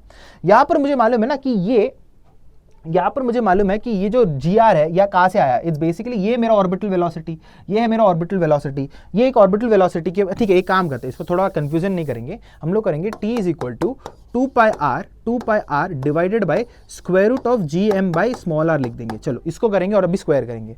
अभी जब हम लोग स्क्वायर करेंगे तो क्या हो जाएगा, ये हो जाएगा T square is equal to 4π square R square, ये हो जाएगा जीएम, इधर आ जाएगा जीएम आ जाएगा इधर, ये हो जाएगा आर क्यूब के बराबर, क्योंकि आर ऊपर चला गया, ये पूरा मेरा कांस्टेंट है, तो ये हो जाएगा मेरा t square is directly proportional to r cube, और ये है मेरा केपलर का थर्ड लॉ मैंने यहाँ पर प्रूव कर दिया है। थर्ड लॉ दैट इज मेरा time period of a satellite या एनी प्लैनेट का square is directly proportional to the radius या जितना डिस्टेंस दूर है, दैट इज मेरा केपलर का थर्ड लॉ। तो यहाँ पर मैं अगेन आपका केपलर का थर्ड लॉ प्रूव नहीं करूंगा, क्योंकि यहाँ पर मैंने प्रूव कर दिया है। क्या इसमें कोई डाउट है, किसी को? ठीक है पीपल, आगे बढ़े, यस आगे बढ़ते हैं। अभी हम लोग बात करेंगे एनर्जी ऑफ अ सैटेलाइट की हम लोग बात करेंगे। ठीक है पीपल, चलो एनर्जी ऑफ अ सैटेलाइट की हम लोग बात करते हैं। अभी एनर्जी ऑफ अ सैटेलाइट की बात अगर करना है तो इसमें क्या होगा, पोटेंशियल एनर्जी आएगा और आपका काइनेटिक एनर्जी आएगा, वो सब आएगा आपका, है ना। तो देखो इस बेसिकली क्या हो जाएगा, ये अगर मैं गोला बना देता हूँ, ये गोला बनाता अपना धरती माता, और ये धरती माता के अक्रॉस एक सैटेलाइट है आपका घूम रहा है, ये आपका सैटेलाइट एम है, जो आपका सेंटर से आर डिस्टेंस आपका दूर है, ठीक है। तो यहाँ पर आपका पोटेंशियल एनर्जी क्या आ जाएगा, पोटेंशियल एनर्जी आएगा माइनस जी कैपिटल एम, ये मेरा कैपिटल एम का अर्थ है, और into R, that is sorry into R नहीं, into small M divided by ये टोटल डिस्टेंस आर, ये मुझे मालूम है, ये मेरा मिल गया मुझे पोटेंशियल एनर्जी। काइनेटिक एनर्जी क्या हो जाएगा, काइनेटिक एनर्जी हो जाएगा half into m into, obviously ये ऑर्बिटल वेलोसिटी वीओ से घूम रहा होगा, that will be half into v. अच्छा वी मुझे क्या आता है, square root of g M by r, बस वो डाल दो, तो यहाँ पर ये हो जाएगा जी एम बाई आर, बस बात खत्म। ये मेरा वैल्यू, तो मुझे टोटल एनर्जी क्या आ रहा है, देख लो। तो टोटल एनर्जी मुझे आ रहा है, इन दोनों को ऐड करो तो देखो इधर बेसिकली आपको दिख रहा होगा ना, ये g m m by r है, ये माइनस और ये हाफ है, बेसिकली ये इसका आधा है बट नेगेटिव है, तो बेसिकली आप इसको जब ऐड करोगे तो बेसिकली u प्लस जब के ही करोगे तब आपको आंसर क्या मिलेगा, आपको मिलेगा minus of g m m by 2r, आपको आंसर मिल जाएगा। ये आपको मिलेगा इसका फाइनल आंसर, क्या आपको ये चमका, क्या आपको ये बात चमका, ठीक है। तो अभी इसमें टोटल एनर्जी नेगेटिव क्यों आ रहा है, टोटल एनर्जी नेगेटिव इसलिए आ रहा है क्योंकि आपको एक बात समझना है, जब भी आपका सैटेलाइट जो है, सैटेलाइट प्लैनेट या जो भी है, वो अगर कोई बाउंडेड सिस्टम में घूम रहा है। अभी आप बोलोगे सर ये बाउंडेड सिस्टम क्या होता है, बाउंडेड सिस्टम मतलब अगर समझो ये देखो, ये सर्कल एक बाउंडेड सिस्टम है, एलिप्स आपका एक बाउंडेड सिस्टम होता है, वो उसको हम लोग बाउंडेड बोलते हैं, मतलब ये क्लोज पाथ होता है, क्लोज पाथ को बाउंडेड सिस्टम बोलते हैं। जब भी बाउंडेड सिस्टम होता है उसका जो टोटल एनर्जी आता है ना, वो आपका नेगेटिव आता है, आपको बात समझ में आ रहा है, क्योंकि देखो एक अट्रैक्टिव फोर्स है, उसके लिए आपका नेगेटिव आता है यहाँ पर। बट अगर समझो एक अनबाउंडेड आपका आ रहा है, अनबाउंडेड इन द सेंस क्या है, एस्केप वेलोसिटी आपने कुछ तो दे दिया और वो एग्जिट कर दिया, कुछ पैराबोलिक पाथ ले लिया है वो, इसमें आपका जो टोटल एनर्जी है वो आपका जीरो या पॉजिटिव आएगा। क्या आपको ये बात समझ में आ रही है, ठीक है। तो इसमें आपका टोटल एनर्जी जो है minus ji m m by 2r आपको आ रहा है। क्या आपको ये बात समझा, क्या आपको ये बात एकदम क्लियर हो चुकी है, ठीक है। तो ये था आपका एनर्जी ऑफ अ सैटेलाइट के बारे में, ठीक है। अभी हम लोग केप्लर्स लॉस के बारे में पढ़ेंगे। केप्लर्स लॉस कुछ नहीं है, एकदम सिंपल सी बात है, ज्यादा इसमें अपने को टेंशन लेने की बात नहीं है। फर्स्ट लॉ क्या बताता है? फर्स्ट लॉ ये बताता है कि सारे प्लैनेट्स जो है सन के अराउंड, पहले एक अच्छा बना लेते हैं, एक डायग्राम बना लेंगे, नहीं तो आपको समझेगा नहीं। ओके ओके ओके जुम जुम, ओके जुम जुम, ओके बना दिया, ओके ओके ठीक है, चलो बना दिया ये, ओके आई होप सो ये बराबर है, ठीक है। सारे देखो ये आपका एलिप्स होता है, ये आपका एलिप्स होता है, और ये एलिप्स के पास दो फोकस होते हैं, दो फोकस होते हैं, ये आपका एक फोकस है, ये आपका एक फोकस है। तो केपलर का फर्स्ट लॉ क्या बताता है? केपलर का फर्स्ट लॉ ये बताता है कि ऑल प्लैनेट्स, ठीक है, एक प्लैनेट बना लेंगे, अच्छा सा प्लैनेट, ये अपना प्लैनेट जुम जुम जुम जुम, ये आपका ऐसा ऐसा घूमते जा रहा है, ठीक है, ये आपका प्लैनेट ऐसे ऐसे गोल गोल घूमते जा रहा है। तो all planets revolve around the sun in elliptical orbits with the sun situated at one of the foci. मतलब सन आपका इधर भी हो सकता है या इधर भी हो सकता है, किधर भी हो सकता है, आपने को उससे परवाह नहीं है। हम लोग को ये बोलना है कि all planets revolve around the sun in elliptical orbits with sun situated at one of the foci of the ellipse. क्या आपको ये बात समझा? क्या आपको ये बात चमका? ठीक है, अभी इसमें दूसरी बात जो है जो आपको समझना है, ओके।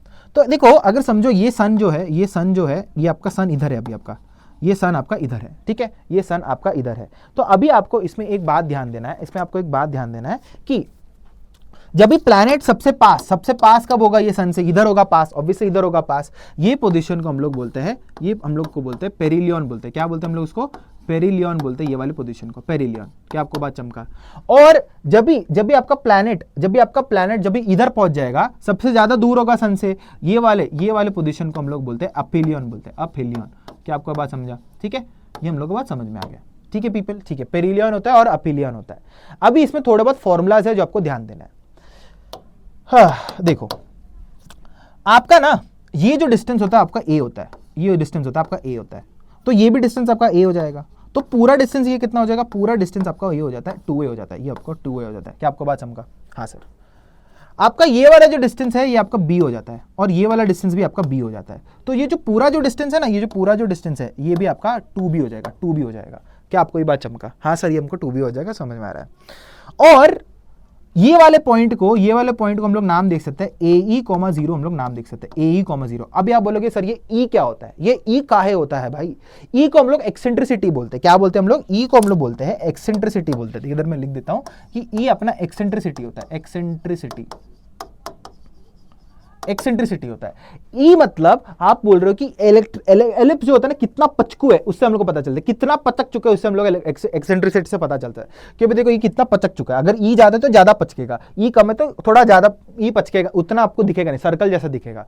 तो इसमें एक रिलेशन है जो आपको ध्यान देना है, इसमें रिलेशन आपको ध्यान देना ये है कि आप रिलेशन ऐसे लिख सकते हो, that is b square is equal to a square 1 minus e square. ये होता है आपका रिलेशन एक्सेंट्रिसिटी ए और बी के साथ। क्या आपको बात समझ में आ रहा है? अच्छा, अभी देखो मुझे अभी अपेलियन और पेरिलियन का मुझे फॉर्मूला लिखना है। तो देखो अब ये वाला डिस्टेंस क्या हो जाएगा? ये भी आपका हो जाएगा a माइनस AE, 0 हो जाएगा, ठीक है, इतना तो मुझे पता है। मुझे अपेलियन ढूंढना है, अपेलियन कितना होगा मुझे, मतलब बेसिकली ये वाला डिस्टेंस ढूंढना है। अगर ये पूरा a है, ये पूरा AE है, तो ये डिस्टेंस क्या हो जाएगा? ये डिस्टेंस क्या हो जाएगा? ये डिस्टेंस मैं ऐसे लिख सकता हूं ना, ये डिस्टेंस हो जाएगा मेरा a माइनस AE हो जाएगा, विच इज बेसिकली a कॉमन ले लो, ये हो जाएगा 1 माइनस e हो जाएगा। तो ये मुझे अपना अपेलियन का मुझे डिस्टेंस मिल चुका है। अभी मुझे क्या करना है? पेरिलियन मुझे निकालना है। पेरिलियन मेरा क्या हो जाएगा? मेरा प्लैनेट इधर है, मतलब बेसिकली मेरा प्लैनेट इधर है और मेरा सन इधर है। नहीं, ऐसा काम करते हैं, मेरा प्लैनेट इधर है और मेरा सन इधर है, मुझे बेसिकली ये डिस्टेंस ढूंढना है।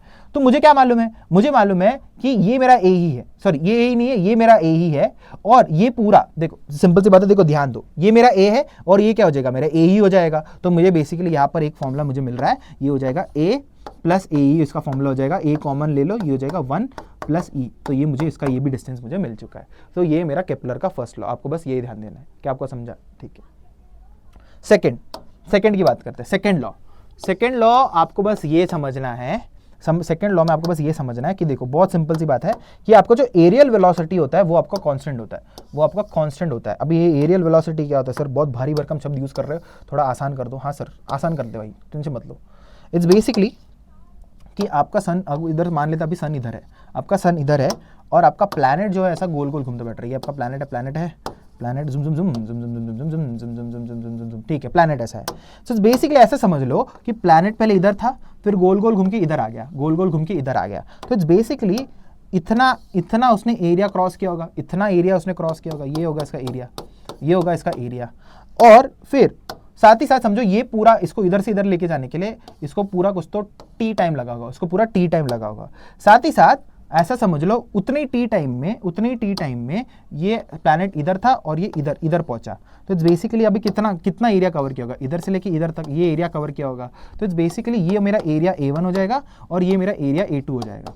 और समझो ये इतना कवर करने के लिए भी उसको टाइम टी लगा होगा, टाइम टी इतने में कवर कर लिया। बेसिकली ये बताना चाहता है, ये बताना चाहता है कि ऐसे वाले कंडीशन में आपका area A1 will be equal to area A2। मतलब टी टाइम में अगर समझो इतना कवर किया है और इधर भी टी टाइम में इतना कवर किया, ये दोनों का एरिया सेम हो जाएगा। ऐसा मैं क्यों बोल रहा हूं? दैट इज बिकॉज जब भी आपका सन जो है प्लैनेट के जब भी आपका प्लैनेट जो सन के एकदम पास होता है ना, एकदम स्पीड में ट्रैवल करता है, एकदम स्पीड में ट्रैवल करता है। क्या आपको बात समझ में आ रही है?